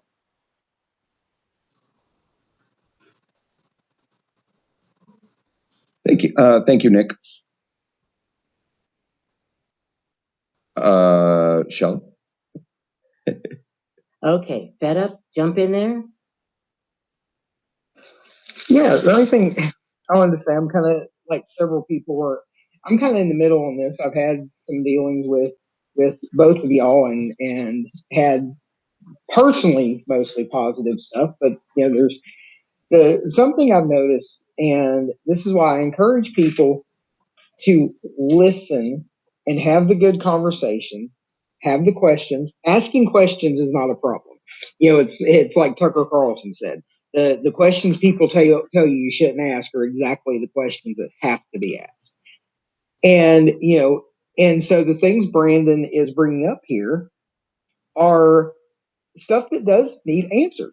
If you're seeing one set of data and 8 days later that data is being inflated by 8 times, that's a question and something that the person should want to answer. Shouldn't be blocking people, shouldn't be disappearing. And one thing I will give Brandon, because I've seen space after space where people have had questions about stuff either Brandon said or stuff Brandon's been accused of. He's come in and answered those questions. I've personally been in there and seen it. And that's what someone should want to do, especially if it's quite major questions about data related to the election. And it's supposed to be an election you care about and you work so hard about, and about an organization that you built. So, to me, it is a little suspect that instead of answering questions, when you start blocking people, you don't show up to answer those questions. You send your surrogates in, or your surrogates choose to come in instead of you. Could be either one. But so these questions, so I encourage people, even if you're best buddies with Scott, listen to the questions, watch Brandon's video, and then pay attention. And like Brandon said, and I have seen Brandon admit he's wrong before, but and I'm sure in this case, if he gets proven wrong, he'll do exactly what he said. And the last thing I'll end on, because I've been in spaces where this has happened as well, like folks have said, there has been questions about, Scott's methods before. I have seen some pretty big hitters that I respect question about the just generically registering Republican voters, not pushing anything in the primaries like people brought up. That has been a major question and is kind of an establishment question. So it's not like things were perfect and sunshine and this shining, ray on the hill. And people want to act like that. They want to put people on pedestals, and we can't do that anymore. That's part of how we lose. We have lost so many elections over the time of putting people on these damn pedestals and not wanting to question anything. And I think we have figured out we can't have sacred cows anymore. And if we can get through these, if there are questions, the questions get answered effectively, you're actually stronger on the other end. And I think Trump has proved that. Pretty much I think anybody in this conversation is a backer of Trump. And if there's one thing we know about Trump, he will answer a question. He will defend himself. And he is stronger almost every time on the tail end of that. And that's what we have to do. So that's just my 2 cents on this. So just be open-minded and conversate about it. Thanks, Fed Up. I wanted to say it was very nice to meet you in Western North Carolina. Yes, it was. It was nice meeting you as well. All right, I'd like to bring in the lone raccoon. Well, I appreciate it. Thank you very much. I just want to say quickly, I'm sorry, I have no idea what you're about to say, but I just want to say your name makes me giggle. I've seen it several times and I was just like, hey, sorry. I have no idea what side of the dial you're on or what you're about to say, but go ahead. Well, my name is Jeff O'Donnell and I've been watching you for a long time, Brandon, and you know what, I've never seen you stray from your principles and that puts you in the top percentile of everyone. I just wanted to say that. And I also appreciate that you've let people of both sides speak today, although, frankly, after hearing some of them, I'm a little concerned that he's going to be elected Pope in a week or so. But seriously, the issue for me, and I've been evaluating and analyzing data on the election for 4 years and have published a lot of stuff. It's not about me, though.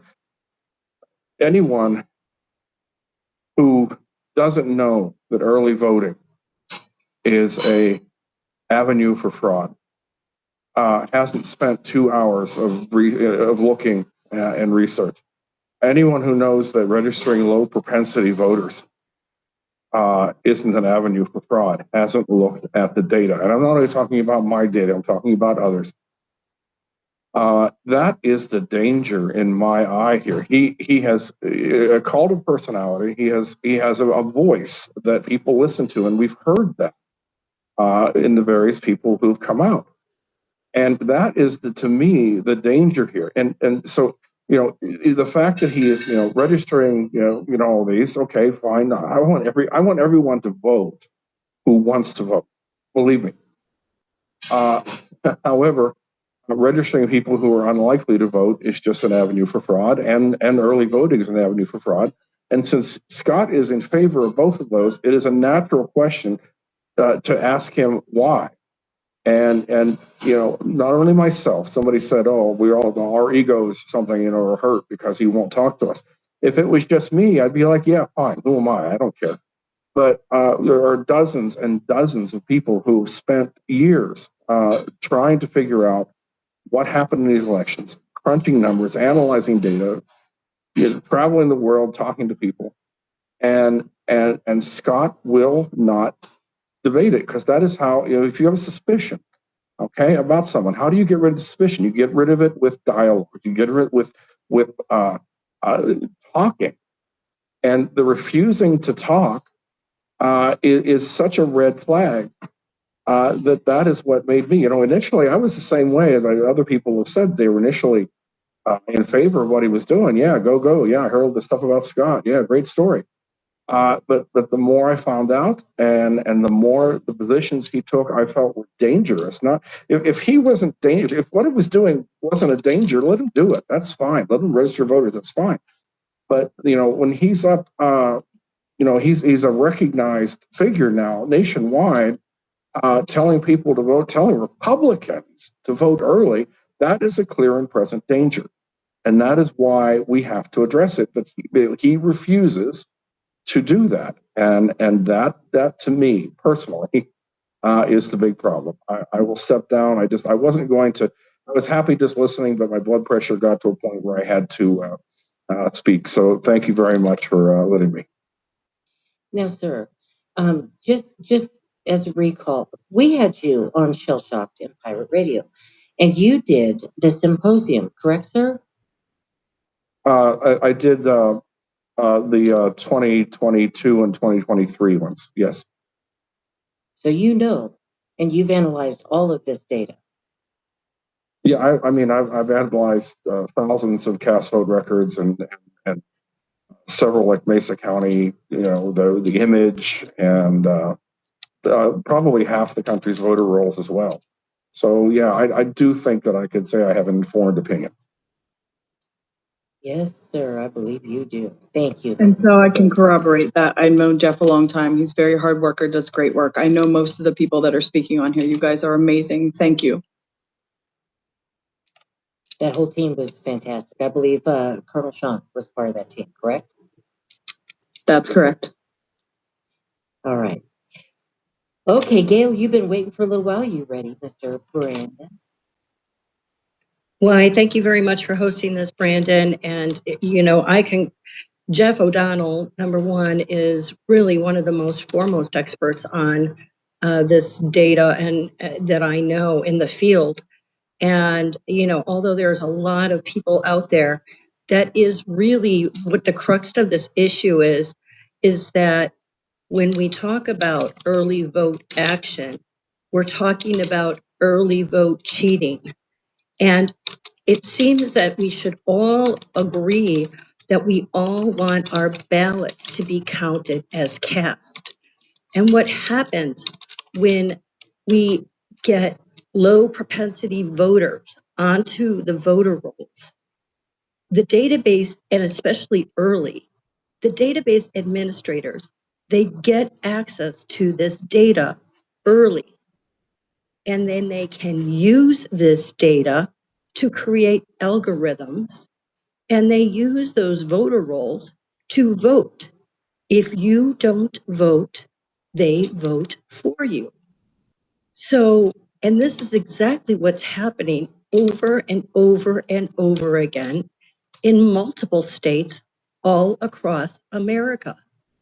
And so my concern, which I have also spoken to Scott personally, and he was here in Arizona and at an event promoting this, and I had a private meeting with him, and I explained this to him directly, and his response was Many of to you me, out there, as many other experts that have done tens of thousands of analysts of data from multiple states across this country, have said to him that this early voting is dangerous. And what we have here is that if he would literally turn this around and say vote action instead of early vote action, we could support him. I even suggested that to him. It's the early vote that is the problem. And I heard I think it was Diligent, say, well, we have to play the game. Playing the game is the fraud. This is the propaganda that they want us to buy into. This is not what we need. What we need is people to show up and vote.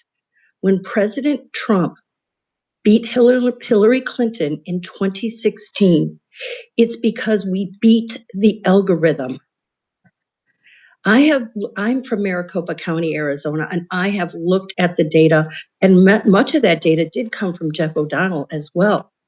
And we have seen the algorithms. We saw what happened with Kari Lake multiple times, where they literally take the data, especially when you have three candidates, they'll take the votes from one of the candidates and then they move that to the candidate that they want to win. So if you do vote, they can do it that way. And we also know when they're grabbing from voter rolls, many of these voter rolls are commingled with multiple states through the ERIC system. And so what they're doing is they can even take voter rolls from other systems across state lines. So adding more voters to the voter rolls does not necessarily help anybody but the database administrator. We have many laws on the books that are not being enforced right now. In Maricopa County, we still have the database administrator. His name is Brian Ramirez.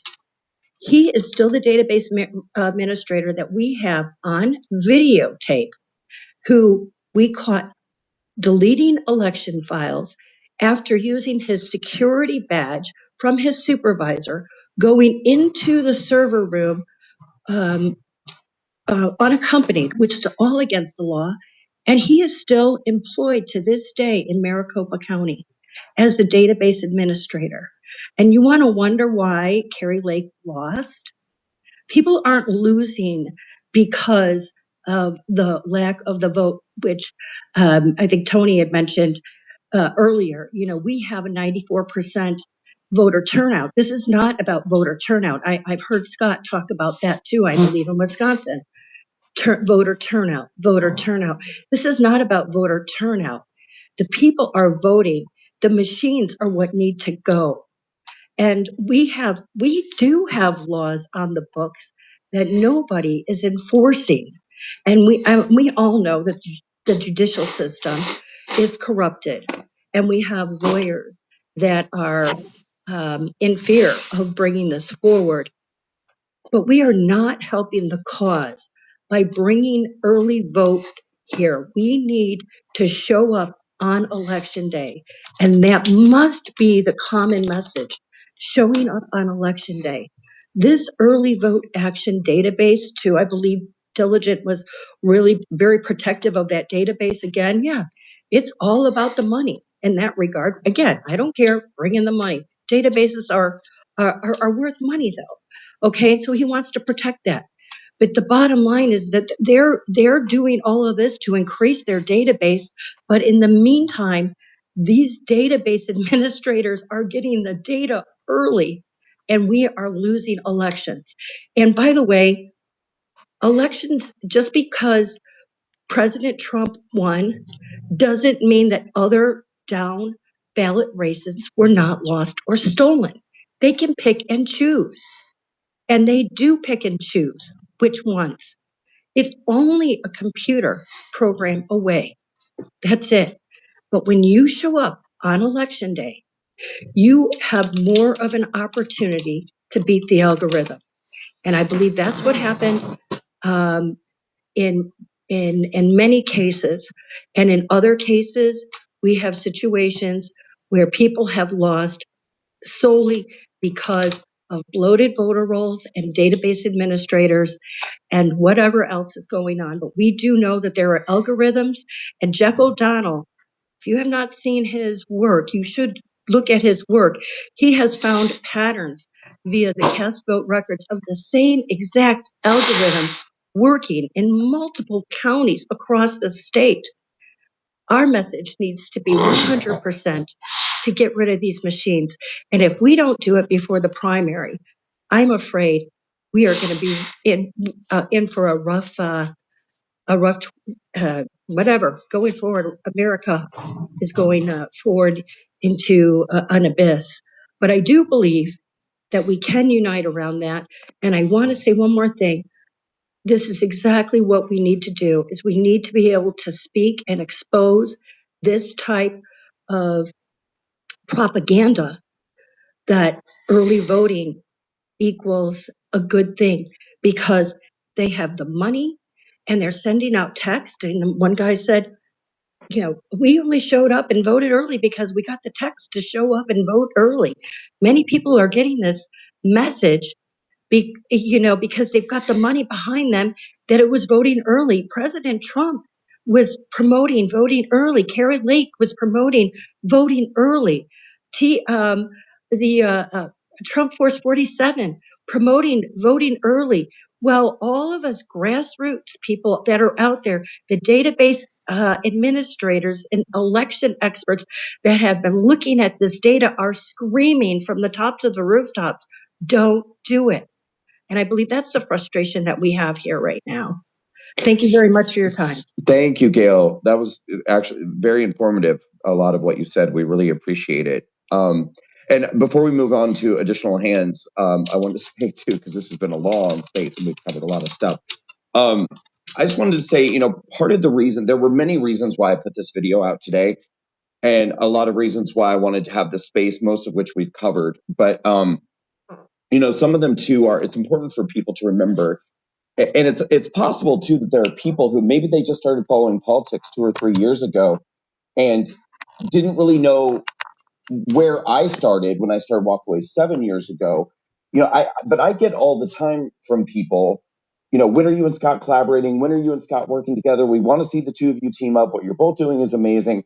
So number one, I wanted to let people know who maybe only fell into politics a few years ago. We did. Like I did work with Scott a lot between 2018 and the end of 2020. And as I said in that video, and I tried to demonstrate, and Scott was not the only one, but it meant a lot to me to be able to use the platform that I had. And I don't just mean like on Twitter or social media, but I mean literally doing live events with Walkaway, marches, rallies, college tours, all the stuff we do. I've never made that about me. If you go back and you look back at all the work Walkaway's done, I've always brought a team of speakers. I've tried to kind of mix it up. I've tried to make it a mix of people that are well-known, people that are up and coming, people that I think are talented. And I worked with Scott a lot between 2018 and 2020. And I can honestly say there was no reciprocation. That's fine. I didn't expect any at the time because he was kind of a solo act at the time. And he wasn't even really, I guess he was doing some voter registration, but it was kind of a combination of doing his cleanups and things like that. But I feel truly burned by this person. And I, at this point, all signs for me are pointing towards that this is a person of very low character, low integrity. And as I said in the video, I don't think that he's brave, honest, kind, or whatever the other thing I've said, I don't remember. So, it was important to me to put this out, to get it off of my chest and off of my shoulders, because I don't want to keep having to bite my tongue every time somebody's like, why aren't you working with Scott? Oh, you and Scott should get together. I did. I went above and beyond to work with Scott. And I feel like I was horrifically burned by a person of very low character. And if that opinion ever changes, if he ever gives me any reason to change my mind, I would absolutely revisit the idea of working together again in the future. But honestly, I don't believe he'll even ever respond to my video or that this space happened. I believe he'll pretend like it never happened. What would you say the worst thing he did to you, Brandon? I think the worst thing was sitting there silently while I was being accused of being a rat and a snitch, and he was one of the people I was accused of turning in. And he was one of the only people who didn't say a word in my defense, who was on the list of names of people that I was accused of turning in. He sat there and he watched what was happening. I'm not saying he had nothing else going on in his life. I'm not saying he was sitting there with a bowl of popcorn in a recliner chair, nonstop watching it, but he was definitely aware that that was happening to me. And he absolutely could have come forward and said, hey guys, like my name was on that list of names. And like Brandon did not turn me in. That did not happen. CJ Pearson spoke up in my defense. Ali Alexander spoke up in my defense. Cindy Shafian spoke up in my defense. Ashley St. Clair. I mean, there were about 24 people whose names were on that list. And I think Scott and 2 other people, who, by the way, are awful people, but that's beside the point, sat back and said absolutely nothing. Can I ask one question that might seem inappropriate, but I think it does help? Why are you? Sure. Have you guys ever been in a romantic relationship or anything? I think I just want to get it out there just so people don't think. Oh, no, honestly, no, nothing like that. I'm just trying to be fully transparent because I feel like this is going to. No, I don't think there's anything wrong. No, I think it's a good question. Blah blah blah, and like. I actually think it's a really good question, and I'm glad you asked it. Absolutely not. I could not speak toward whether or not he's ever been attracted to me, and I've never been attracted to him. And our relationship was always completely just. It's funny. I'm actually laughing because I don't even. I just don't think of him that way. Do you ever think that might be the reason why he might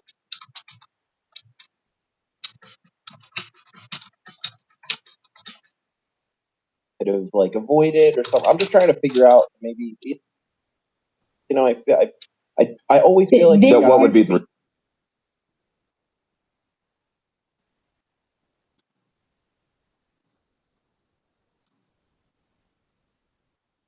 fears while your friend went through all this?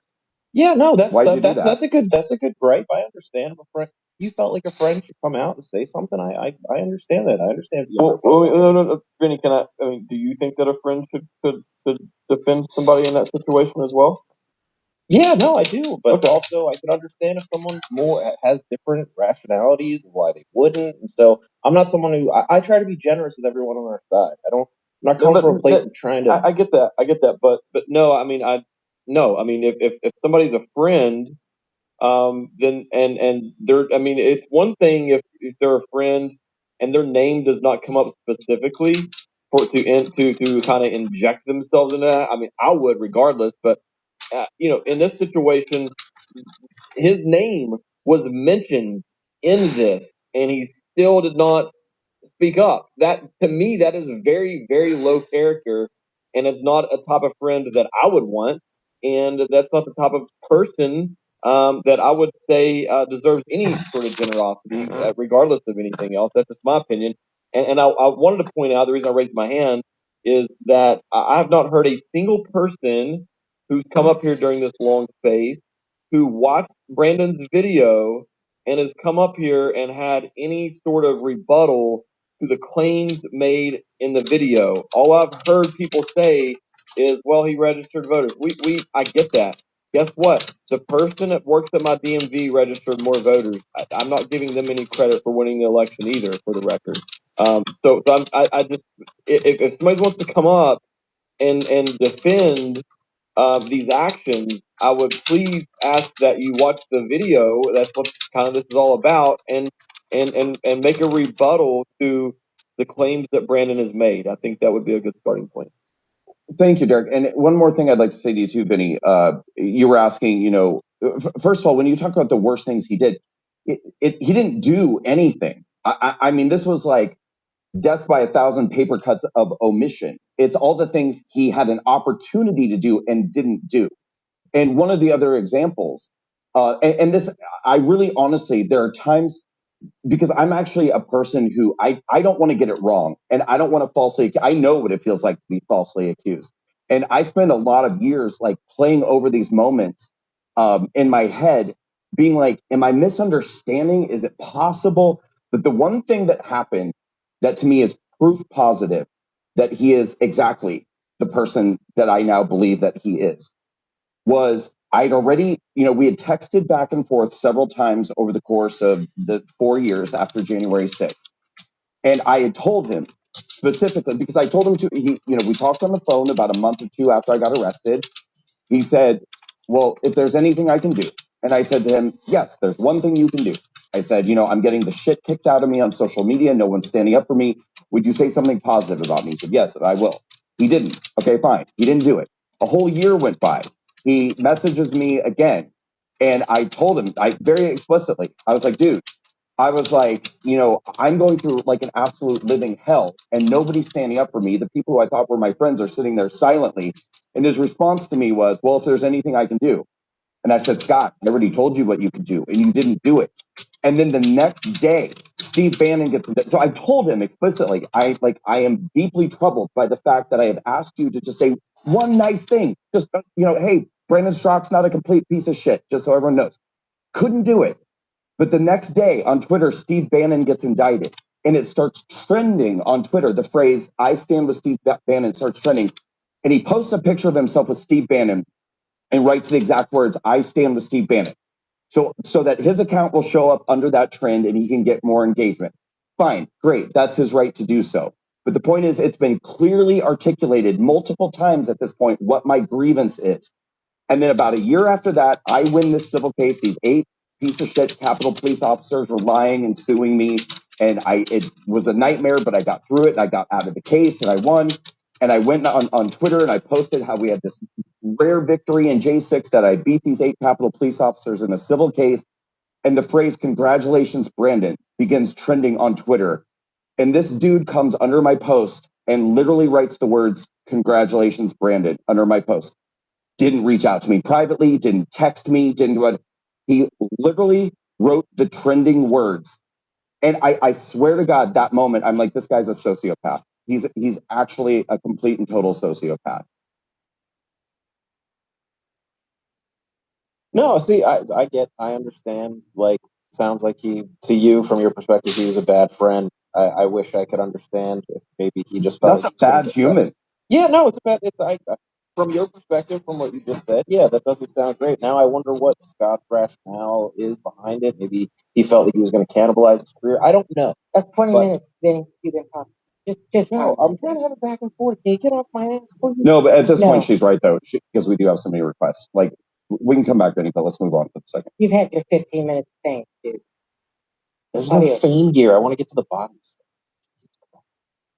So do other people who have their hands up. Thank you. All right, Shell, take it away. Did they work with Scott? Media rights. Let's go.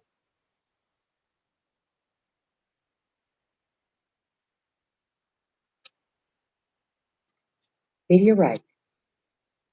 Oh yeah, sorry about that. So I did actually work with Scott once back in the early days. So I was one of the first to be blocked by him on Twitter, probably around 2018, because we supported different Senate candidates. He was supporting the Mitch McConnell plant establishment guy, and I must have said something rude at some point, maybe, and he blocked me, something along those lines. And so I've been blocked ever since. But I wanted to respond to that diligence guy about the PAC stuff he was saying about the PAC. Anybody that's been in politics for a while knows that PACs have loopholes and ability to be misused and are very poorly governed, and they're self-reported. And politicians and operatives have been known to divert funds for personal expenses like travel, dining, and they exploit loopholes, disguise personal costs as campaign related. They often get kickbacks. I'm not making any accusations, however, but it's just kind of lazy to just say that just because there's a FEC report that means nothing possibly bad could have ever happened. That's not proof at all. Like, I'm not accusing anybody of anything, of course, but it also doesn't prove 100% that every single penny was spent perfectly appropriately either. You can't prove that perfectly. So I just wanted to throw that out there without making an actual accusation. People in politics know that already. PACs are pretty poorly monitored by the SEC.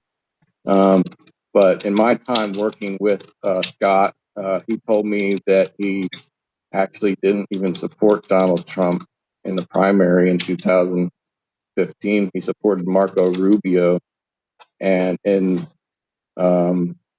in or in 2022, yeah, and even in this last election, I was told that he was holding out hope for Ron DeSantis for making an official announcement. I don't know if that's 100% true or not, but I was told that. So I'm a MAGA guy. I don't know about everybody in this space. I'm a MAGA guy. I'm not just, all about Republican this, Republican that. I'm MAGA. So if you're just Republican first, I honestly don't care because I'm MAGA. And so that's what I know about him. And when I worked with him, I was grateful to learn how to door knock. So I'll say that one nice thing about him. But after that, he seemed like kind of a smug guy after that. And yeah, it's like I really don't know what else to say other than he just seems out for himself, not MAGA, not really out for Trump, just out for himself. And whatever that means.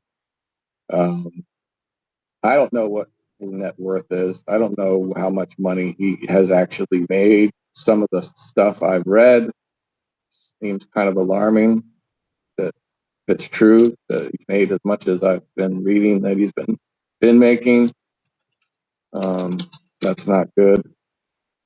The mass blocking, it's just kind of getting out of hand. I think eventually people are going to start realizing you just can't block but so many people, and then assume that people aren't going to start asking questions like something's fishy here. People are going to talk sooner or later and say, "Hey, I'm blocked by you." Me too. Yeah, me too. What's going on? I mean, but anyway, I wanted to also just say congratulations on getting your pardon, Brandon. And that wouldn't have happened if Donald Trump hadn't have won. And by the way, even if we had lost Pennsylvania, Donald Trump still would have won the election. We didn't. I think we would have won Pennsylvania either way. But even if we lost Pennsylvania, he won all of the swing states plus Nevada. So we're all debating about whether or not we won Pennsylvania, and it didn't even matter. Right. He swept the board. Right. It was Yeah. Sorry, not to.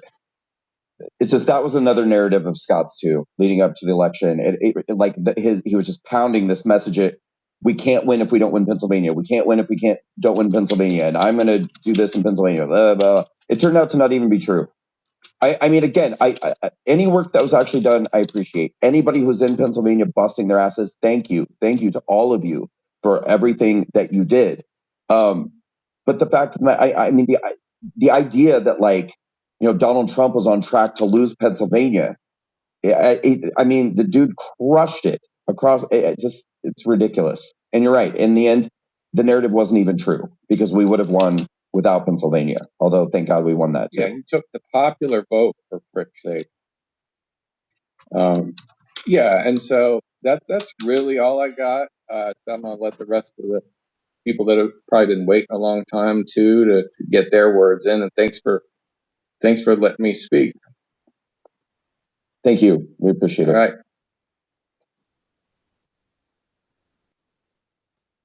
Dead president. Let's go. Howdy. Thank you for letting me speak. I truly appreciate it. Got a lot of great people here. I mean, look, we can't. Proud Boys saved our asses. I don't know Scott, but I've interacted with him a decent amount in my life. Again, I think what both sides are saying, with that said, I think what both sides are saying, there's relevance. I think a lot of the times everyone kind of harps on one side of the coin to fit your narrative. Well, there's heads and there's tails. The glass is half full, correct. The glass is also half empty.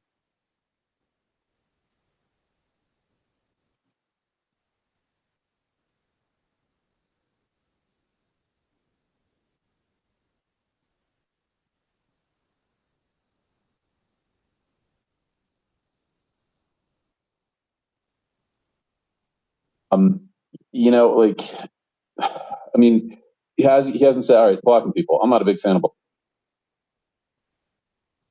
I mean, in my opinion, I don't think that's the best move. I think you should probably address this head on.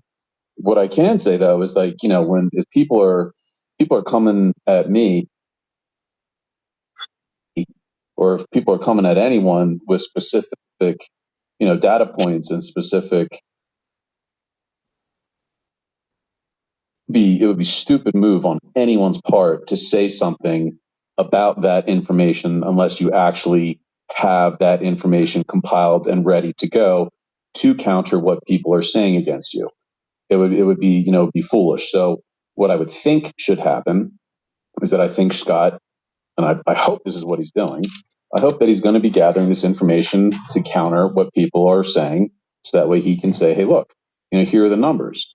Now, like, I mean, look, I mean, I don't know if people have submitted personal financial statements to the banks. People pad their numbers. I mean, there's a joke, you know.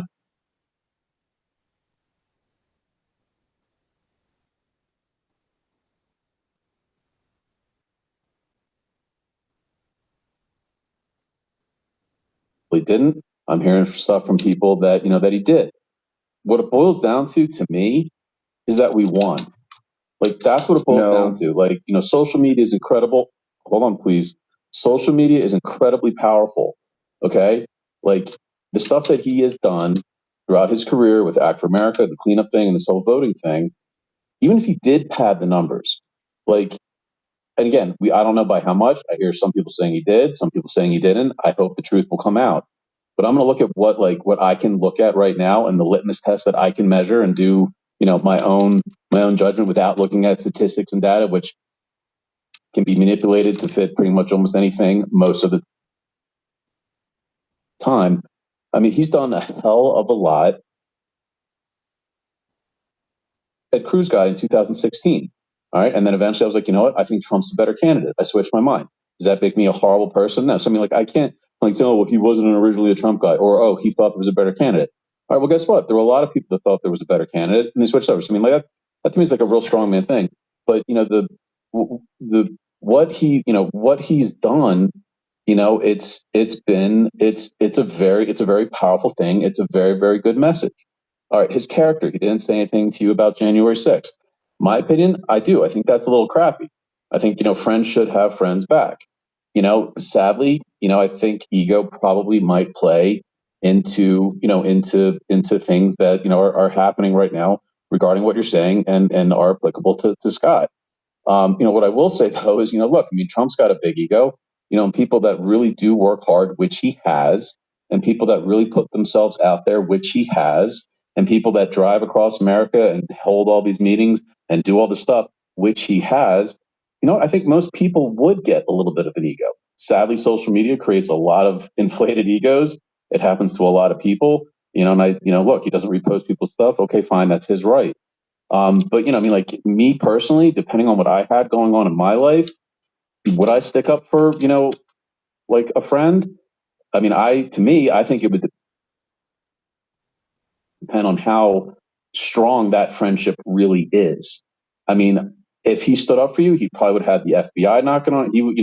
What he had going on in his life, you know, it might not have been the best move for him to say something like that, knowing how conservatives and knowing how people were being targeted and their rights being, you know, our constitutional rights being crapped on. I mean, what happened to you was absolutely horrible, Brand. But I mean, like, you know, so I mean, to me, he didn't stand up for you. I mean, honestly, you know, how strong was that? You know, how strong was that type of friendship? Like my boys, I would absolutely go to bat for them regardless what. And I didn't want to give a crap if the FBI was knocking on my door. If it was a friend or an associate, or what people, you have more, not friends, I can't think of the term right now because it's late, my brain's starting to shut down, but you have more associates the older you get. If it was an associate or just kind of like a friend, I probably wouldn't go to bat with them, go to bat to them. But if it was like one of my boys, I wouldn't care. The FBI could be knocking on my door all day. So, I mean, again, I hear what both sides are saying. I can see the validity to what both sides are saying. But the bottom line, guys, is that we won. And to me, if he did pad the numbers, he should be right now hearing what everyone's saying. He should be compiling the information to be able to counter it.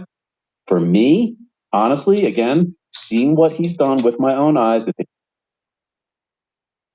things that I can prove that everyone else can see, ego aside. Seen on Twitter or seen in real life? Well, I've seen it in real life.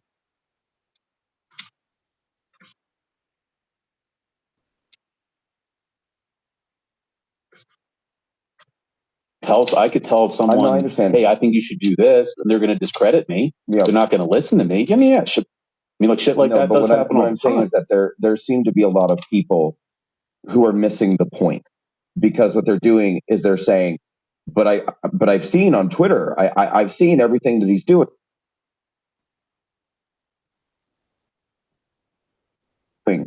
It's like, but the basis of the argument we're making is that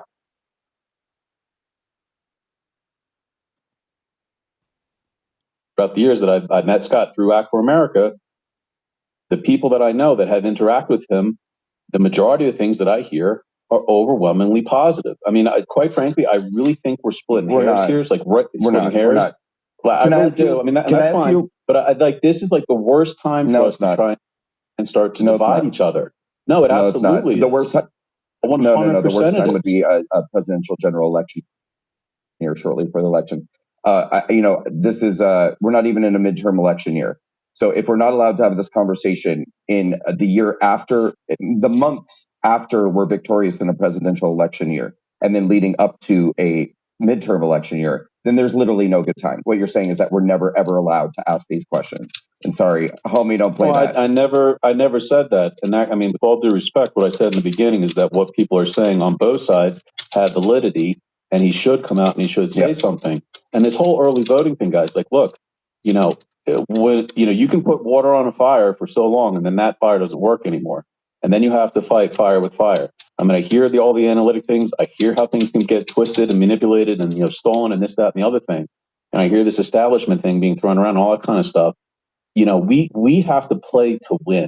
All right. You got to fight fire with fire, and water that the conservatives have been using for a long time now. It ain't working. It ain't working that's the point all the critics are making. It's time to fight fire. Excuse me? This is the point that all the critics are making. Like it's very, I'm sorry, it's kind of frustrating. I know you're being very nice, and I appreciate that you're kind of being neutral and like looking at both sides. I appreciate that.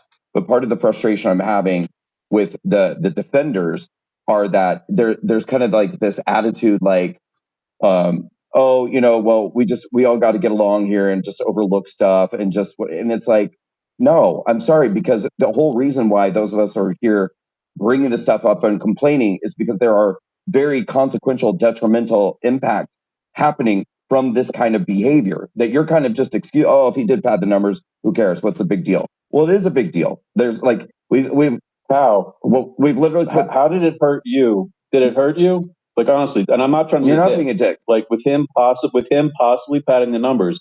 Did it hurt you? Did it impact you in any negative way? Were you financially harmed? Okay, how? I'm super curious. And again, I'm not being a dick. We've literally spent 5 hours naming all the reasons, but I'll do it again. One, it demoralizes the grassroots. It gives people. First of all, let's start there. So people who are actually busting their ass on the ground, who don't have a large social media following, aren't taking pictures of themselves with voter registration forms and posting them all the time. People who are actually out doing the work and also getting results and working hard. I've had people come, they don't want to do this anymore because they're like, this dude swept into town. He took all the credit for things that those people have been working in Pennsylvania for 4, 5, 6, 7, 8 years or more. And this guy flew into town at the last minute and stole all the credit for all the work that people have been doing who are nameless. I think it's important. Correct? I'm sorry, what? You didn't mean to, but you did. And then you admitted you did. So you did mean No, to. no, correct. I did. But it's important when people are doing 1, 2, 3, 4, 5. It's always important to at least allow someone to address the number one. I mean, you're right. He did swoop in and do it. Big deal. We won. However, who was behind him? Who was behind that whole marketing campaign, and who was having his back in order to be able to present it to everyone to help move the movement for the greater good?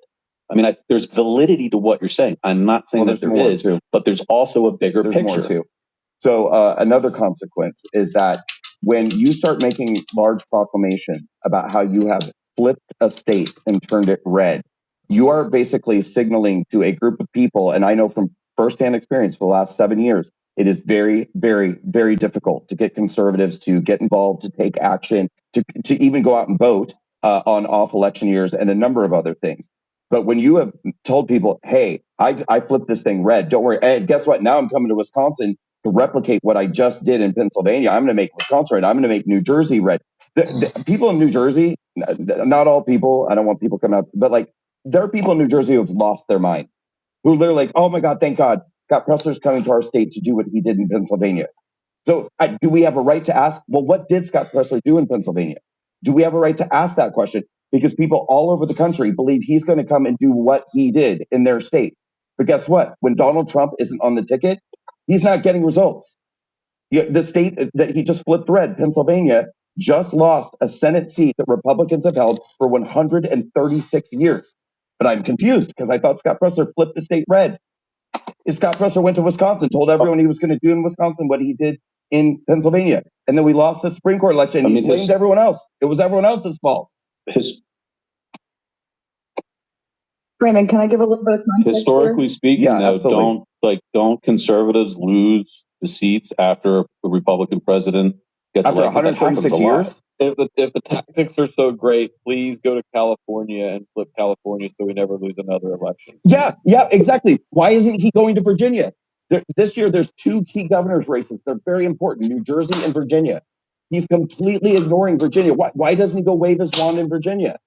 Because he knows that there's a much greater chance that New Jersey might go red, and he wants to take the credit for it. He knows that there's a very low probability, unfortunately, that Winston Sears is going to take Virginia. It doesn't look good. He doesn't want anything to do with it because he knows, why not use his magic formula where we need it the most in Virginia? Weird. Well, I mean, you just said he's going to go to New Jersey where there's a good chance. Wouldn't you want to go to the state that you believe you have the best chance of winning? I mean, he's one person. Again, I'm here, and I'm going to step down. I would take my magic powers to where they're needed the most, not the state that's already looking like it's going to go red. Let's wrap this up there, President. Wrap it. No, you got it. And I'll step down. You guys got a lot of other hands. Guys, again, I think both sides have a good point here. I pray that Scott will come out and be able to set the record straight. You know, I think we're splitting hairs. We need to unite. You're more than free to ask questions, but right now, infighting and possibly preventing someone that does do good, regardless of who thinks how great and the measuring of it. I'm very, very, very concerned that infighting will be detrimental. But thank you very much for letting me speak. I'll step down. We're all amazing people because they have art beside their name, so we can't. Right, exactly. Then they'll be infighting, I guess. Well, I didn't exactly. Let me give you guys some context. I'll talk fast because I know there's a lot of hands. So I'm in Pennsylvania. I'm an election integrity audit. We launched February 8th of 2021 because we saw things went awry in our state. No one knew who we were. My co-founder, her name is Karen Taylor. You can reach out to her and verify this. Connected with Scott Presler because we were told that he had following, and if we got him on board, that we would get tons of signatures and we would fix our elections. This was March, April-ish of 2021. So think about the sentiment in the MAGA movement.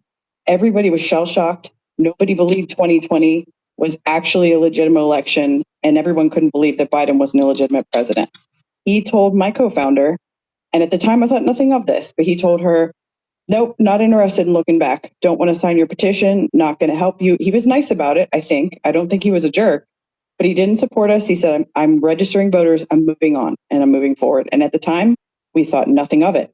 But our big concern now, as we look back, we hit the ground for 4 years. When I say we, I mean all the grassroots in Pennsylvania, not just my organization taking credit for that. Hit the ground and got in the nitty gritty. And to us, then it appeared like he came back before the 2020 election, swoops in with a dangerous election integrity policy that could have cost us the state.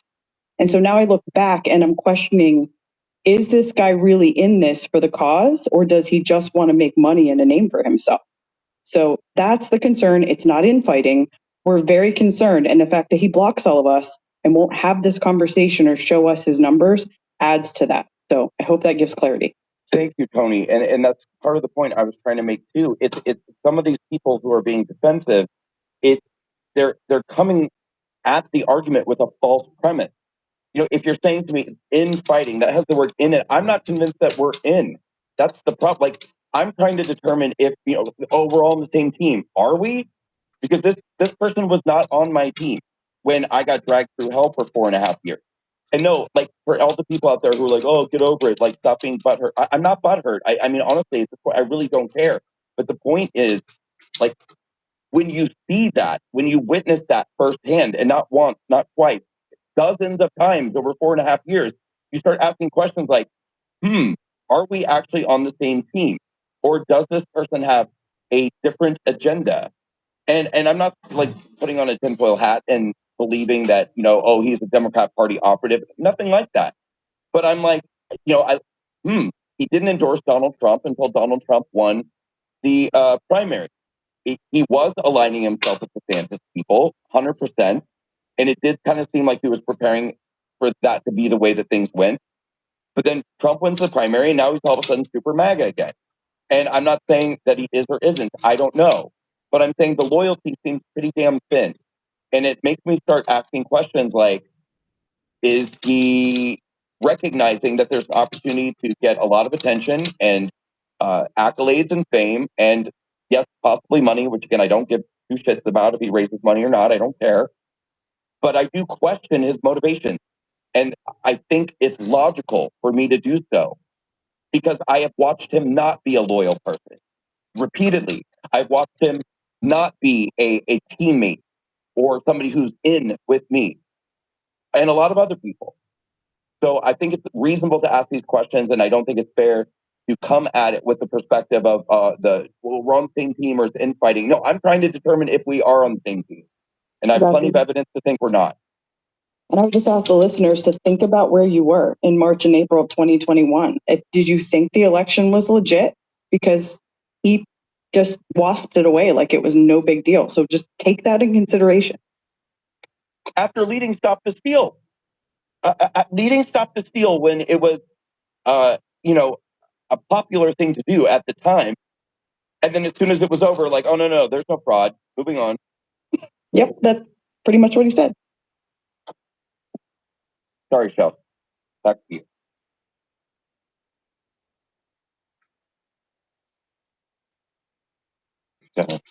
No, you didn't. I had to interrupt. Jacktron, you are up.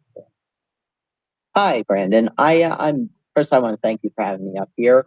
I do hear you. I do think it is important to be asking questions, and I don't think anybody is above scrutiny. So I just want to ask. You know, I have some questions for you. I noticed earlier on the space that you seem to have a lot of people who are affiliated with the campaign for Bill Padilla for governor, and I know Bill is very upset that Scott refused to endorse him because Scott does not endorse people in primaries. So I'm just wondering, you know, is there any kind of collaboration going on between you and the Bill Padilla campaign? I'm just curious. No, fair question. Who are the people? I don't even know who you're talking about.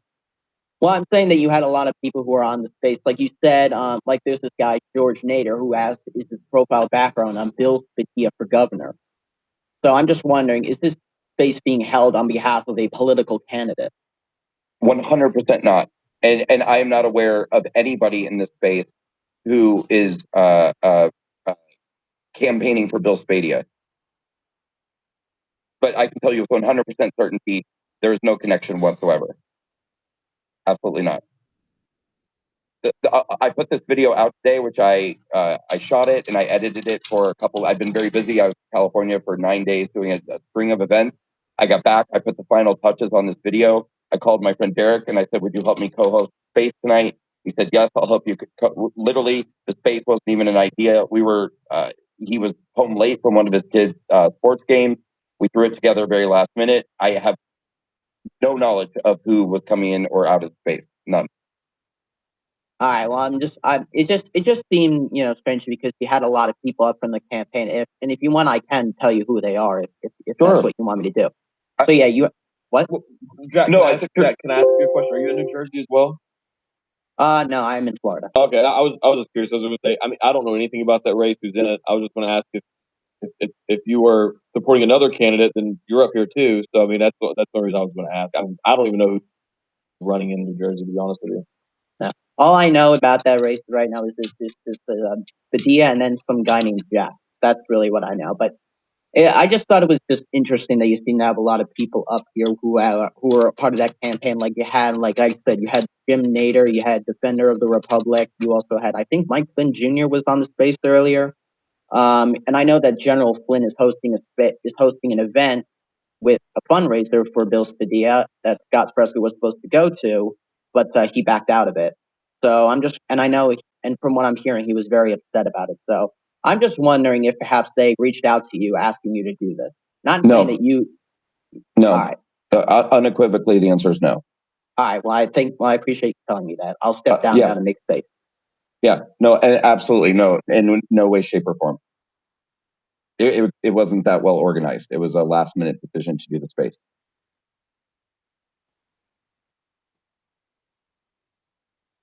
That would be an example of me answering a question that somebody asks when they have suspicions about my motivations, which I'm happy to do anytime.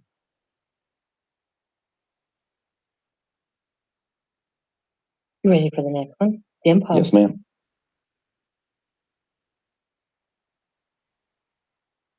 Jim Pop. Yeah, I knew you were going to do that. As soon as I stepped away, I'm all, yep, Shell's going to call on me next. So, couple of things. Brandon, the lone raccoon that was in here earlier, Jeff O'Donnell, he was part of Mike Lindell's team. And I'll tell you, after the election was stolen in 2020, man, I went on the deepest dive rabbit hole. I mean, you could go down.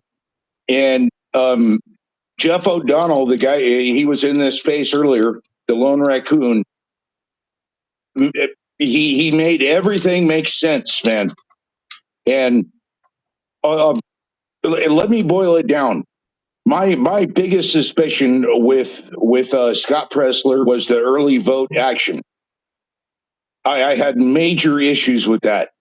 Not his work ethic or registering voters or his messaging or even if he was inflating numbers or whatever. It was the early vote action because Scott doesn't even want to go down to where the truth lies.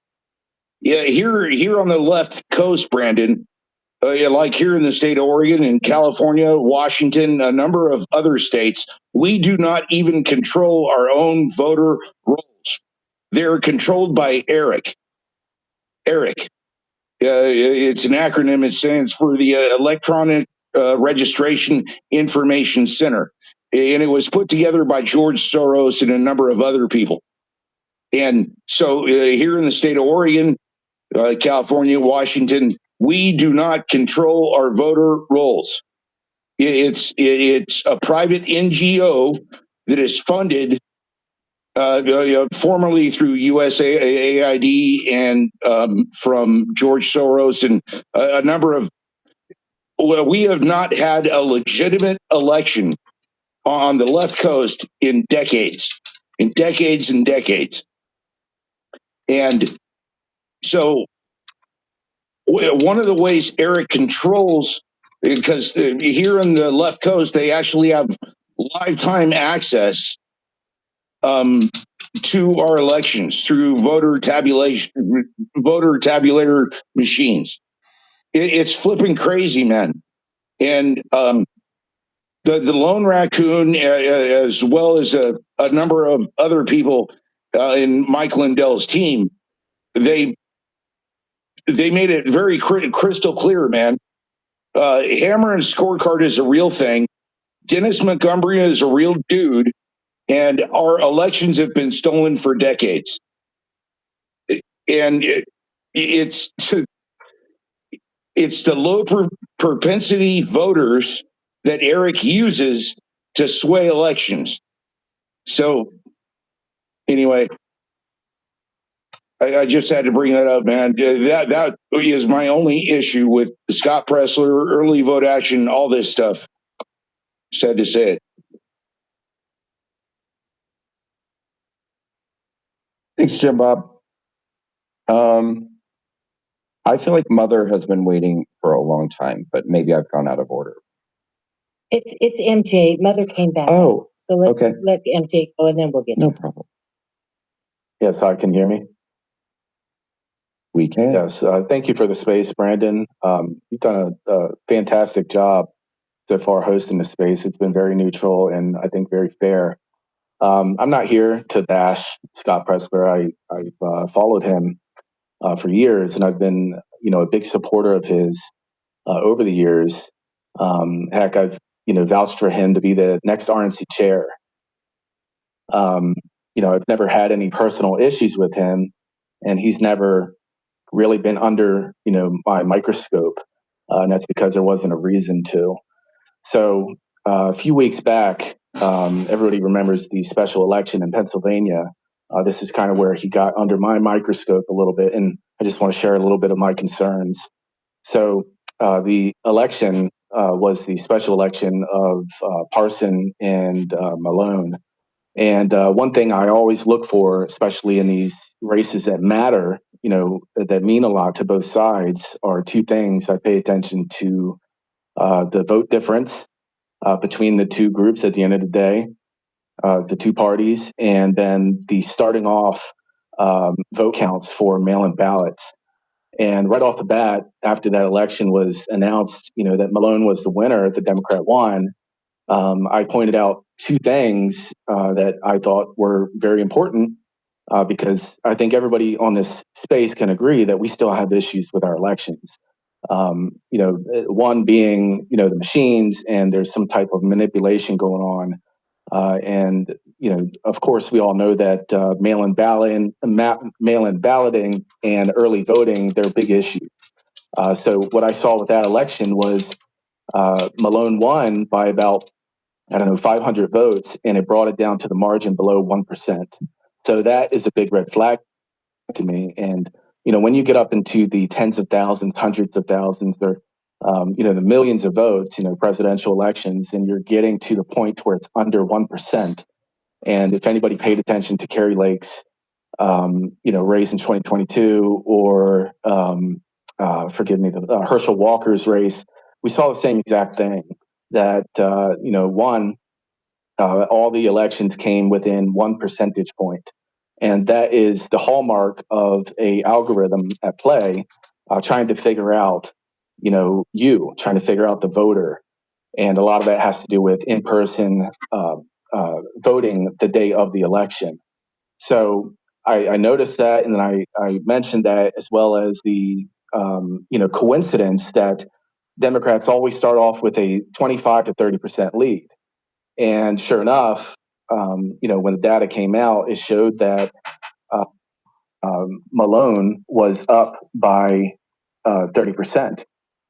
So I was very vocal about that. And then I got, it went viral, and I didn't even mention Scott Presler, didn't tag him, didn't do anything. But a lot of people tagged him, because everybody cares about the election, and, everybody wants their voices, their voices to be heard. So I received a very nasty message from him, telling me basically to shut up, and that, that there is no proof there's election fraud. There's nothing. Stop talking about it. You're incentivizing people not to vote. So, that to me was very suspicious and odd. And, I was very vocal with him. I told him, hey, Scott, a lot of people, count on you. We're looking to you. You're somebody that is in this movement and everybody looks to. It'd be nice to have your voice talk about these things. And sure enough, after, a few days back and forth and obviously he didn't agree, he ended up blocking me. Now that's fine. That's his, perspective or it's his right to do that. But, he reached out to me and just basically told me to shut up about an issue that everybody in this call, I don't care what side you're on, we still understand this to be a problem. We still understand that machines are manipulating votes. We still understand that mail-in ballots are an issue.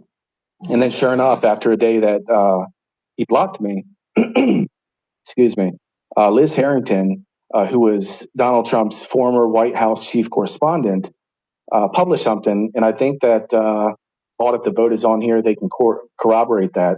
They published some data showing that, hey, there's some very weird anomalies going on with the data that we're seeing. And the data showed that in that race, so remember, Parsons only lost by just under 500, I think. And correct me if I'm wrong on that. But what happened was, so Democrats requested a certain amount of votes, and they ended up voting. They ended up casting more votes than they requested. So what that meant in terms of the data is that the Republicans and independents also requested mail-in ballots, but 25% voted across party lines. So that's what that data suggested, that Democrats got more votes than Democrat voters requested, and then Republicans and independents crossed party lines just to vote in this race. That's just total bullshit. I mean, and this was right around the time where there was a big poll that went out where Democrats were polling at the lowest point almost in history. And you're telling me that 25% of voters crossed party line to vote. And again, my back and forth with him, it went viral. I'm pretty sure that's what sparked this space. But what had happened after that, it surprised me because, I had moved on from it. It's fine. I'm just going to keep speaking up. And there was verifiable data that proved that something was wrong with that election. And, Presler at that point was just focused on Wisconsin and, just forget about Pennsylvania, and again, just going back to the data, that was a deep red area that, had been held for decades. And his tweets implied that we didn't vote hard enough, that we didn't get out and vote hard enough. That's just total bullshit to me. At this point, like, we are more involved than we ever have been. And I could speak so for myself and like just the countless others that are probably on this space. We are all involved like we have never been before. So to sit there and say that we didn't vote hard enough, that's just a slap in the face to everybody. And just totally ignoring that we have some issues, it kind of makes you look guilty. So what happened after that point, I was surprised because I can't tell you how many personal messages from grassroots organizations, and there's quite a few on this chat that I'm looking through. Quite a few of them reached out to me and said, "Thank you, MJ. We've been trying to say exactly what you've been saying, for months, for years. We've been talking about these things, and he just totally ignores us." And one of the main things that I heard from everybody was that he would come into an area and he would totally change the strategy for how they would approach the election.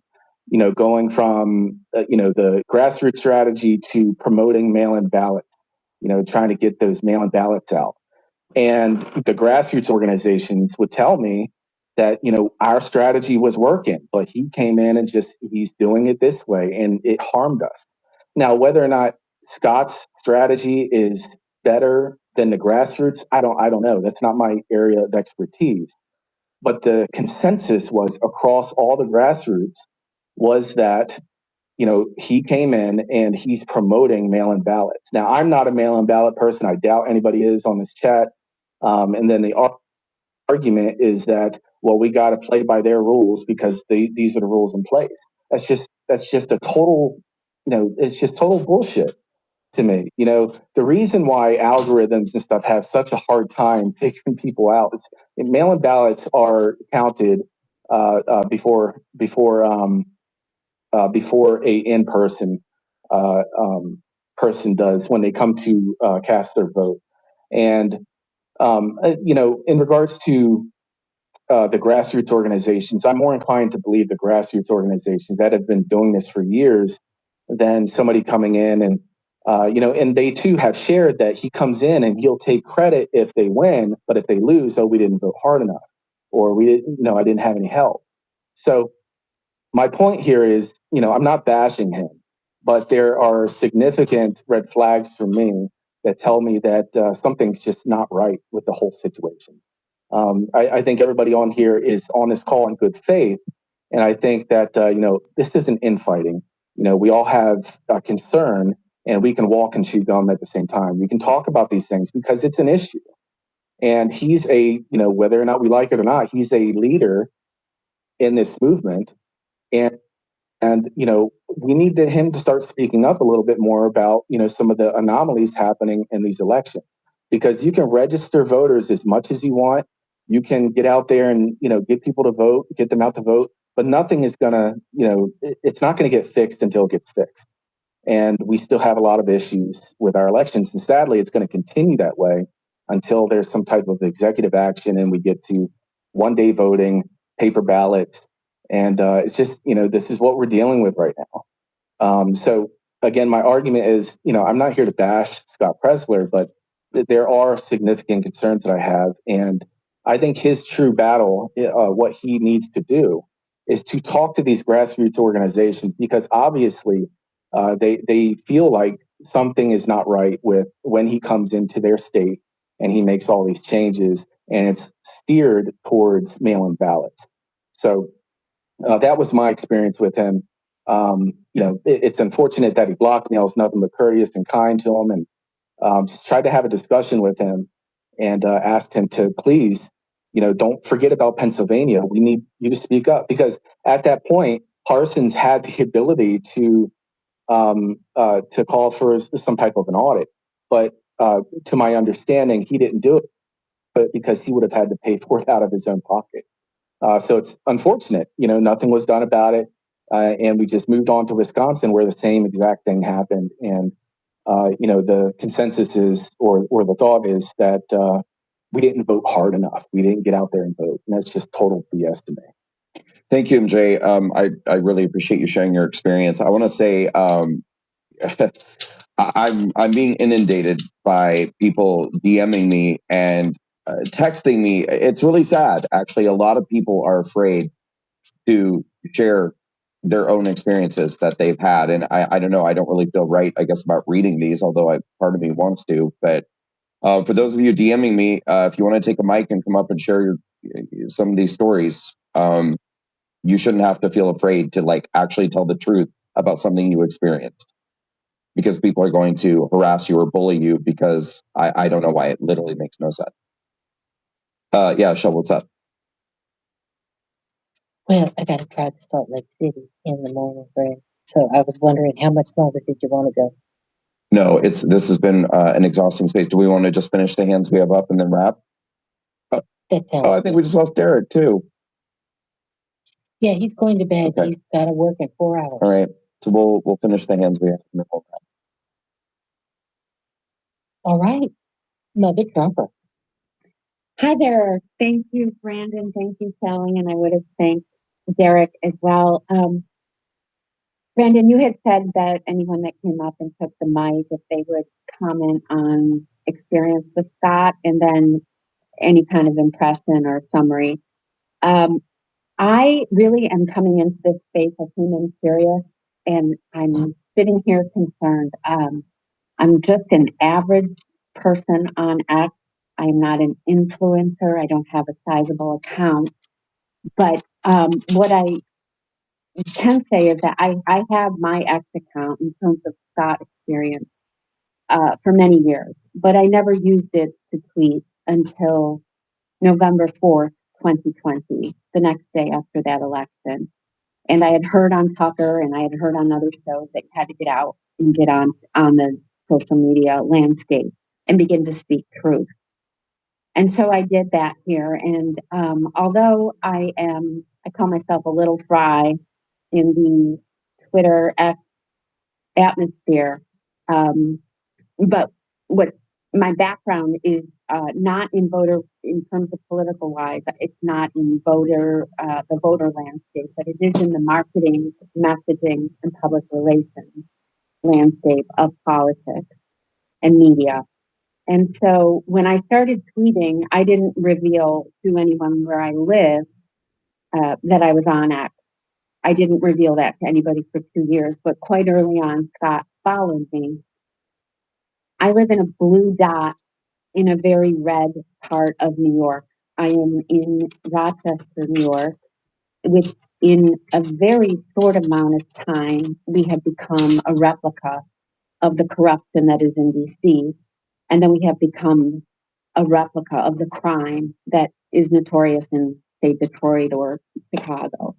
And so it's a very interesting perspective to be in. So I have a low number of accounts. So someone like Scott follows me, and even today, I have a lot of big names that follow me, right? But big names are relative in the grand scheme of things. And so I don't have like a power or a voice on X, but what I did have over the last 4 years was a very gracious interaction with Scott online, and then also in DM. He did come to Rochester once. There was a commitment to come again, and that did not come through. I'm asked to speak to take the microphone because I do not see this in any way, shape, or form, from my vantage point, as any kind of question on a fight. I don't even see I'm not even questioning the minutia of voter ballot integrity or not. I see this and am alarmed by this is really a question on the integrity of the flow of information. Get to the point. And why, Brandon, you tweeting this week came to my attention is because I started doing spaces locally Get to the point. Last September.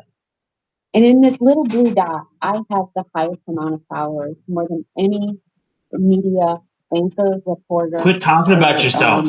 Anybody news-wise. And so there comes with that a power. Oh my gosh. I noticed a week ago that Scott blocked me. Finally. And again, if that's an anomaly for a small. She finally made the point. You know, like how, first of all, did I get on his radar to follow? And then how did I become on his radar to not? And I'll tell you, there's a few other anomalies. Julian Lennon blocked me. I have no idea why. Fetterman's wife blocked me. So when you have an account like mine and that happens, it's an anomaly. And I'm not, by nature, if I do poke fun of people, I never poke fun of anybody more than I poke fun of myself on this platform. So by and large, I carry myself with a degree of graciousness. But I'm alarmed at what I'm hearing by those that have come into this space. When I saw you, Brandon, speaking up about being blocked, of course, it was 24 hours after I noticed that I had been blocked by Presler. And that's fine. I'm not offended by it or not. It's an anomaly to me. And I went back and thought, what have I said or not said that may have, fallen on his radar?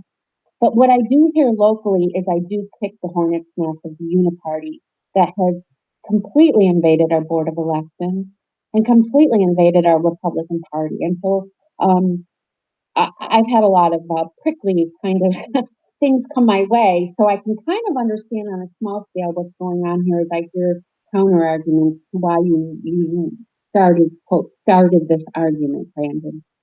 I don't see it as an argument. I see that we are at a time right now where never has the flow of information had more of an impact on elections. And that doesn't belittle any of the work that others have come in here and talked about in their wheelhouses of voter integrity and committee work and ballot and registration. But information is the other very, very huge piece here. And we know it can be weaponized, we know it can move mountains, and we know it can destroy livelihoods. And it's not regulated here. It is in legacy media, so to speak. And so I'm hearing other people that have come in here to counter you facilitating to me a forum to ask questions. And I've done that locally. And I've been shocked that the average Joe and Jill, sometimes when I simply ask a question, I am accused of having made a conclusion. And somewhere along the way, we've lost the mere baseline that there's such a low bar to entry into the information universe. But we can't let up on truth being our aim, is how I feel. Finally, made another point. Somebody like Diligent 30 minutes to make a 2 grown points. man use the word, "You're bullying him." And I hear another person come in and use the word, "I feel you're attacking." Or I hear someone else come in and say, "You're splitting hairs, and I really don't mind if he padded the numbers." There we go. You started with that. I'm alarmed by that. I'm alarmed also by the notion of team. And I can tell you, in a city, in a town, in a state that is deprived of voter and information integrity, I hear team all the time when I question my local Republicans in my local uniparty. And the team mentality is very dangerous. And just like some of the people that had counter arguments of bullying or the timing of you doing this, Brandon, and I don't really care if he lies a little. That's a slippery slope. And those few that I'm quoting have already fallen down that hill. At the end of the day, you can look back over history. It was a slow start, but now she's on it. Elvis Presley to Winston Churchill on truth. Rather than love, money, influence, even vote, give me the truth. I am a truth seeker. The truth is uncomfortable. It's not everybody's cup of tea. But I'm on the team of the people that are seeking it. And I see that in you, Brandon, and that's why I'm here to support you hosting this, but also to speak up for everybody. Do not let critical thinking die, because we have a generation coming up right now that is going to get through a lot of schooling with AI. And this might become something extinct. The ability to ask questions and not be accused of being a bully. Think about that again. Grown men, and I've raised football boys, and I'll tell you, I'm as ambitious as they come. I play to win. I train my boys. I said, you take it like the Marines. When you get out on that field, you freaking go. I am all about winning, but more so, we cannot turn into the same wussification we see on the other side, where people are in fetal positions if you look at them the wrong way. And seeing grown people that are conservatives or Republicans coming into this space and accusing you of picking a fight is in itself flawed and, in my opinion, very, very weak and wimpy. So, Brother Trump, I'm going to have to ask you. Diligent is now requested to speak. Oh, absolutely. Oh, I thought we were wrapping up. I thought Diligent left. He kind of poked the bear. Retarded. So Retarded. Do we? it's up to you, sir. You're the host. No. I guess if you can make it quick, I really would like to try to start wrapping up. And we do have 2 more hands too. This That's fine. I gaslighter don't want to left be accused hours of ago. censoring anybody or whatever. Diligent's back. Retarded. Skips the line again. Skips the line. Free to respond. The bias is amazing to me because I heard Brandon make the claim that Scott Presler took sole credit for winning Pennsylvania, and then he made the claim that Scott Presler took sole credit for flipping Pennsylvania, including counties. Those were your words verbatim. All right, but if you go look at Scott's profile and you search, I won Pennsylvania or I flipped Pennsylvania red, you don't find anything. You know what you find? You search we, and it says we flipped Pennsylvania. We won Pennsylvania. And so I just like for a woman to come on stage and grandstand as she's some sort of truther, but then in that very same sentence, show explicit bias towards the host, I think is pretty funny. May I respond? Yes. Go ahead. I'm glad to be of entertainment to Diligent. That's all I have. Thank you again, Brandon, and keep fighting for truth. And again, ask questions and don't be afraid to. A question is not an attack. Thanks.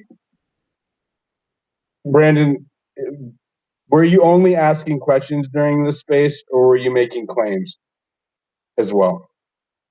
Why are you letting this guy go on? Both. Okay. So again, like there's this false premise that you are only facilitating a conversation or facilitating people asking questions. No, you started the space. You began with claims that, and somebody clipped it.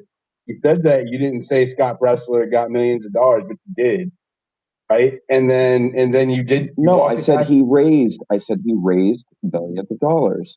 Okay. Well, he didn't though. Early vote action did. I already. I believe we've gone over. Yeah, I corrected the record. So you be quick. We let you address the woman's claims, and we'd like to move on. I'm sorry, you guys. I'm just saying. We understand how you feel, Bill. We really. I also don't want to go back and forth like until the end of time because we're trying to wrap up. But I could, if you'd like, I'm happy to show you posts where Scott took credit for Pennsylvania. I mean, there's one I remember very clearly. Chris Mowry posted, "I'll never understand how this guy got elected," and Scott went into the comments and wrote, "Stop," like saying because of me. Like, I mean, he had something to do with it, right? Okay, all right. Yes, I'm just trying to say that it's not a mystery why there's lots and lots and lots of people who've been left with the impression that Scott Presler took sole credit. I mean, to read the comment.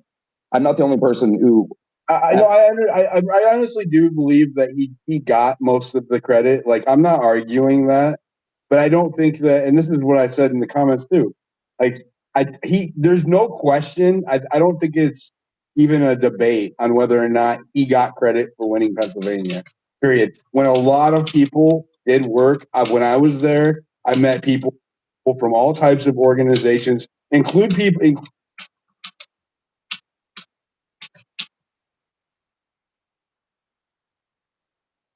people working on their own, not part of an organization, to flip Pennsylvania. Right? All right. I guess you have to respect that there are a whole lot of people who don't agree with you on that. But I appreciate that's how you see it that way, and I don't understand why, but that's fine. Let's do the last couple hands. All right, please come. Let's roll. Okay, so I'm going to be quick because it is late here in Pennsylvania, like really late. But I've loved this space, so thank you for having me.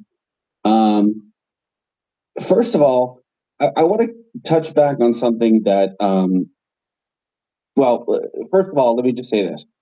I personally, there's been a variety of views on this space, and that's totally fine. I respect all views, but I do feel that a valid mail-in ballot is generally valid as long as you have people watching the whole process, which is a question. So, I was never against, utilizing the mail-in ballot system to increase our voter turnout, right?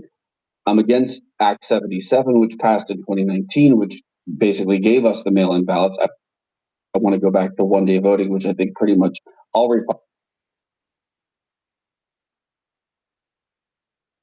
in Pennsylvania do.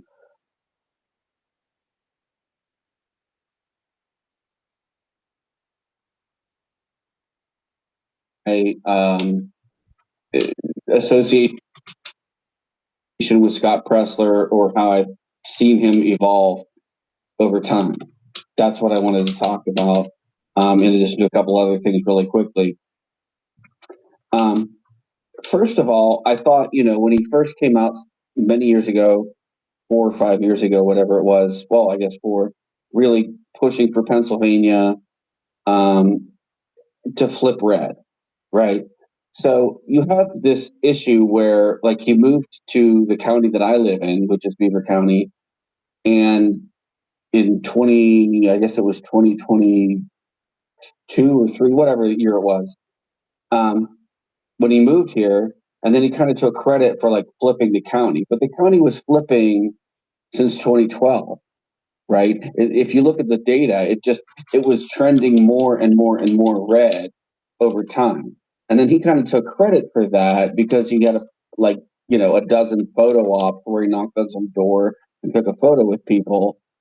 And I just kind of said, well, I don't know, that's kind of phony. It was trending that way already. And then when you look at the data, and this goes back to Tony's point from Audit the Vote, when you really analyze the data, the gap between so the amount of people that flipped from Democrat to Republican between the 2015 and 2016 cycle, right, that election year, was roughly 321,000. But then in this past cycle, it was only 259,000. So that's roughly a 20% decrease. So it's not like he increased the amount of people that were flipping. And that's a consistent claim he makes, that he's increasing the amount of Democrats that are flipping to Republican. Well, according to the public data, that's not true. He really didn't increase anything. And at some point, in my opinion, you have a limited number of people to flip, because this is quite a purple state, and that's true. Couple of other things. Basically, we had Scott on. So I'm on the steering committee of an organization called PA Fair Elections. And between us and Audit the Vote, and Tony's on the steering committee too, and I work with Audit the Vote also. So we're all simpatico there. But between the two organizations, we're the largest two organizations that are statewide, I would say. And we probably cover 90+% of people that are involved in any sort of election integrity statewide organization. Scott, in the last election cycle, really got involved, not just in the election registering voters, right? Which I actually do agree is different than chasing ballots. We can get into that if you want, but he kind of acted like he was an election integrity person, and he's been posting a lot about election integrity. But it almost offends me, not personally, but on behalf of the dozens and dozens, hundreds really, of people that we had working on election integrity in this state. And let me give you one example. Number one, he appeared before Luzerne County Board of Elections meetings and gave public comment, which is his right, because he did move to Pennsylvania, but he moved to Beaver County. He did not move to Luzerne County.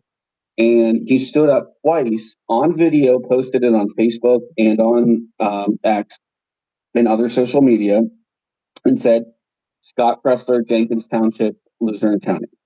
Well, I find that to be dishonest. I think it's dishonest to lie about where you live and where you're registered to vote before the Board of Elections, which in Pennsylvania, generally speaking, comprises the county commissioners. So that alone kind of upset me. And then I saw that when I watched the speech he gave, it was a MAGA rally speech. We got to get behind President Trump and all this stuff. And that's fine. It was a perfect speech for a political rally, but that's not what you do if you're an election integrity professional. Okay. If you're somebody that has ethics and professionalism, you keep things nonpartisan at a Board of Elections meeting, because that's the way it's supposed to be. And honestly, that's what keeps elections fair, is if they are nonpartisan. If you have observers from both parties, if you have poll workers from both parties. If there's a parity there, that's what keeps things in check. And it kind of aggravated me the way he did that. So, and then there was this whole like GoFundMe thing. He's raised a bunch of money. I don't know. I glanced at briefly, the FEC filings. I don't know how much money he's personally taken from the PAC, nor do I really care because it's almost without doing a deep investigation. Who knows any of the vendors if he's an investor in them or gets money from the vendors? Who knows? I don't know. That could be found out, but it would take a deep investigation.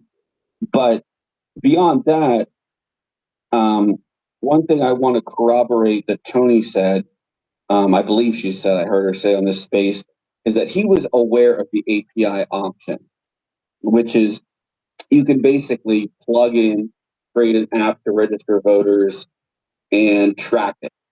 And then it would be public, not necessarily the names and addresses, I don't think, of the voters who registered through your app, but the parties and all that would be registered or public information. We have one more hand up.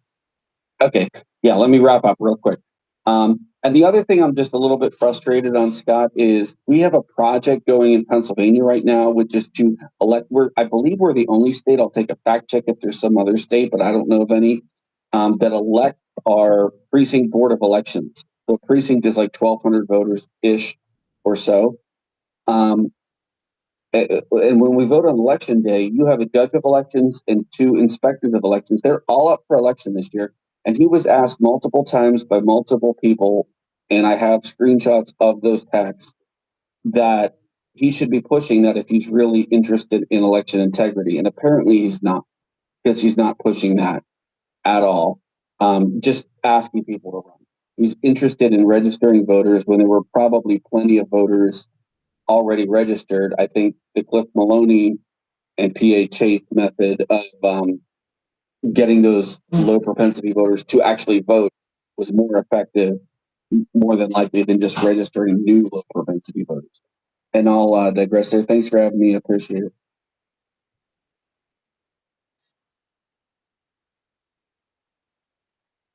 Thanks for doing that. Cash. Let's wrap it up, honey. All right, yes, ma'am. First off, man, Brandon, my bro, I appreciate you having me on. Derek, if you was here still, bro, I appreciate you. Yo, I just want to say real quick, man. First off, what Mother said, she was spot on, man. Critical thinking, yeah, that's going away big time. You can't see things that are in front of you no more because everybody's told what to think. Social media is a dangerous place. Which is why, Brandon, what you're saying, bro, is so important, man. Because at the end of the day, here, I'm gonna put it like this. For everybody that don't know, I'm a January 6th, right? I got out of prison in February 2024. When I got home, I had lost everything. I was viral and all that stuff in 2020, and that's how I made my living doing social media. So when I lost everything and come home, I'm like, dang, I got to rebuild from scratch. So I'm doing my thing, and I get me a house. I'm doing, 2 months in, I'm doing good. And then I get a phone call and say, yo, hey, bro, Scott Presler's going to be out here in Chicago and he wants to swing by and say, meet you. And I'm like, all right, I don't even know who this dude is. So he's like, yeah, he wants to come by. You available? I'm like, yeah, I'm good, man. When you trying to come by? He's like, we're going to come by tomorrow. I'm like, all right, cool. And the person that called me, I'm like, I mess with dudes, so it's cool if he comes by. I really don't like strangers coming to my house, but, dude's all right, so I'm going to let him slide. So he comes by.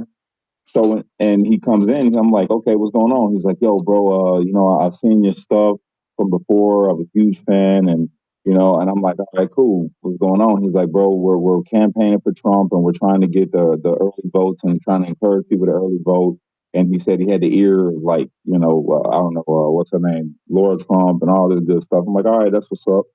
I'm like, I already make content. That's what I do. I make content helping the campaign. He was like, yeah, I really feel like you could be a big part of the movement. And I'm going to give him his credit. He came out here and he went to some meeting out here. And I'm not taking away from nothing that bro did because I've seen him out there. He was doing his thing. I'm not challenging anything that he was doing with gathering votes or whatever, trying to get people to vote.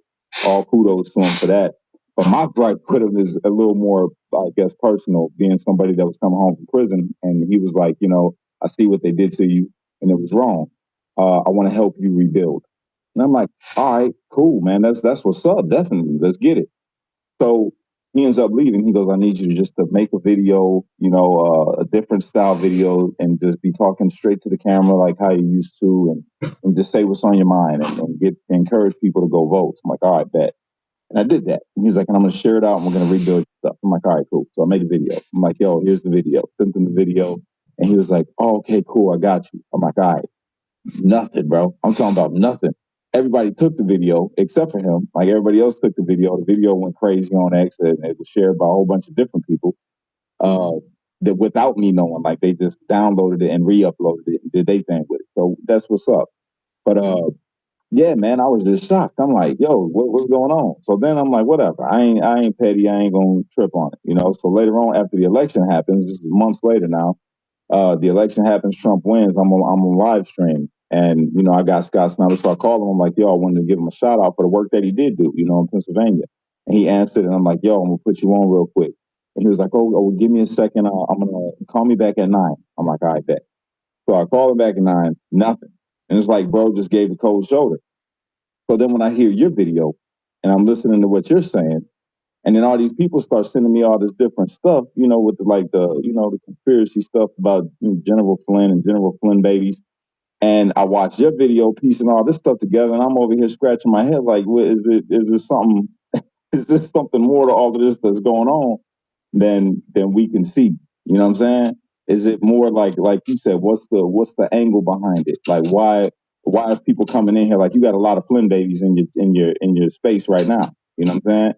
And I'm wondering, like, why are people coming in and saying things that we would expect people on the left, the extreme left, to say, not regular left, but like the radical people to say, "Oh, we're okay with it being a little bit of padding as long as we win, and this is cool." And it's like, nah, bro, it's something that's going on right here. And then trying to attract these other social media influencers, like how you, Brandon, how he reached out to you when you was, a hot commodity again and trending on X, and he reaches out trying to get cool with you. You know what I'm saying? But when you was going through your hard time, nowhere to be found. It's like, I don't know. Maybe I'm just making something out of nothing, but it's making me scratch my head over here the more I'm listening to people and looking into things. You know what I'm saying? But that's all I got, man. God bless each and every one of you, all of y'all, man. And even God bless Scott, bro. I hope that, if he is into some other stuff that's not right, that he'll fix his heart. You know what I'm saying? And not be like that. And be a man of his word. That's my big thing. That's the biggest problem that I got. I don't like people that's not a man of their word. And that's all. Thank you, Cash. Appreciate that. Shell, are we wrapping up? We are wrapping up. I want to thank everybody who's been on request and didn't make it up here. Sorry, guys. It has been a long haul tonight with a lot of speakers. We did do our best, and we love both points of view here, and that's what this is about. And I'm very glad to have the speakers we did have tonight. So, Brandon, if you want to close it out, we're ready. Sounds good. I want to thank everybody for coming in tonight. I want to thank everyone for listening and having a conversation.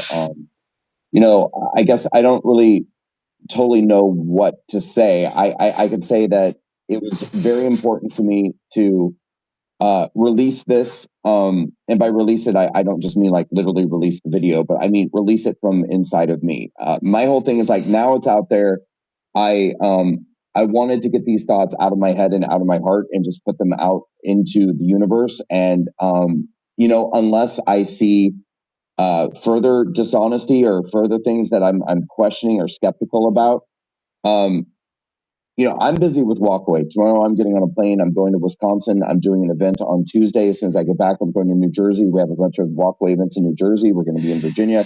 That is my focus. That's my thing. But I'm always, at the end of the day, going to have a powerful desire to seek truth and to expose what I consider to be untruths that are happening.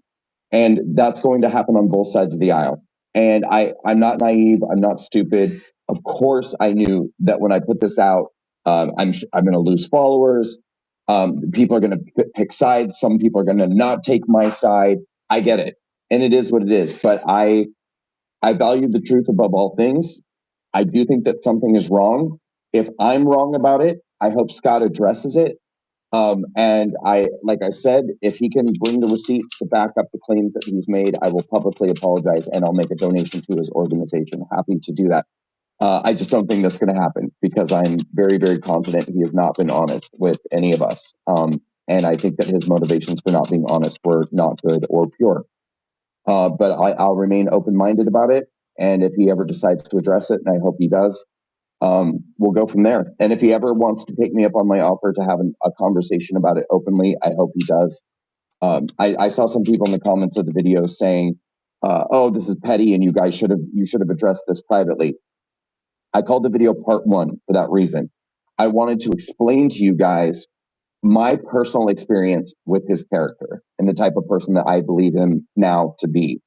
And I think that anybody lacking in that kind of integrity and character is also, it's not that big of a leap to believe that that person is also not being honest or genuine with the public at large about what the accomplishments that he's claiming, and a number of other things. So anyway, I had to say what I had to say. I had to do what I had to do. I hope people can respect it or appreciate it, even if they don't agree. This is not what my life is about now. My life is all about walk away, and I can't wait to get back to work tomorrow in Wisconsin. And that's what it is. So, I mean, I guess we're going to leave things a little bit unresolved because Scott didn't come, but I hope at some point that he does and this gets addressed. And I hope we can put a period at the end of this at some point. But I guess I'll just wrap it up by saying I hope people can understand and appreciate I needed to say what I needed to say, and I need to ask the questions that I have. And I'm only asking these questions because I care so deeply about the conservative movement, and that I do believe that what has happened since the November election has had catastrophic consequences on the morale of the grassroots. And I think that it is going to have negative impacts on our elections going forward. That's how I feel. But with that, I love everybody in the space, even the people who don't agree with me, even the people who are not going to take my side or who are going to unfollow me. I do care about each and every one of you, and I care about the entire conservative movement. And Godspeed to all of us. And may MAGA and America First continue to prevail. And with that, I'll close out the space. Shel, are you good? Thank you for your help tonight. Thanks everyone for coming to listen. And my deepest apologies to those who didn't get a chance to talk, but this space went on forever.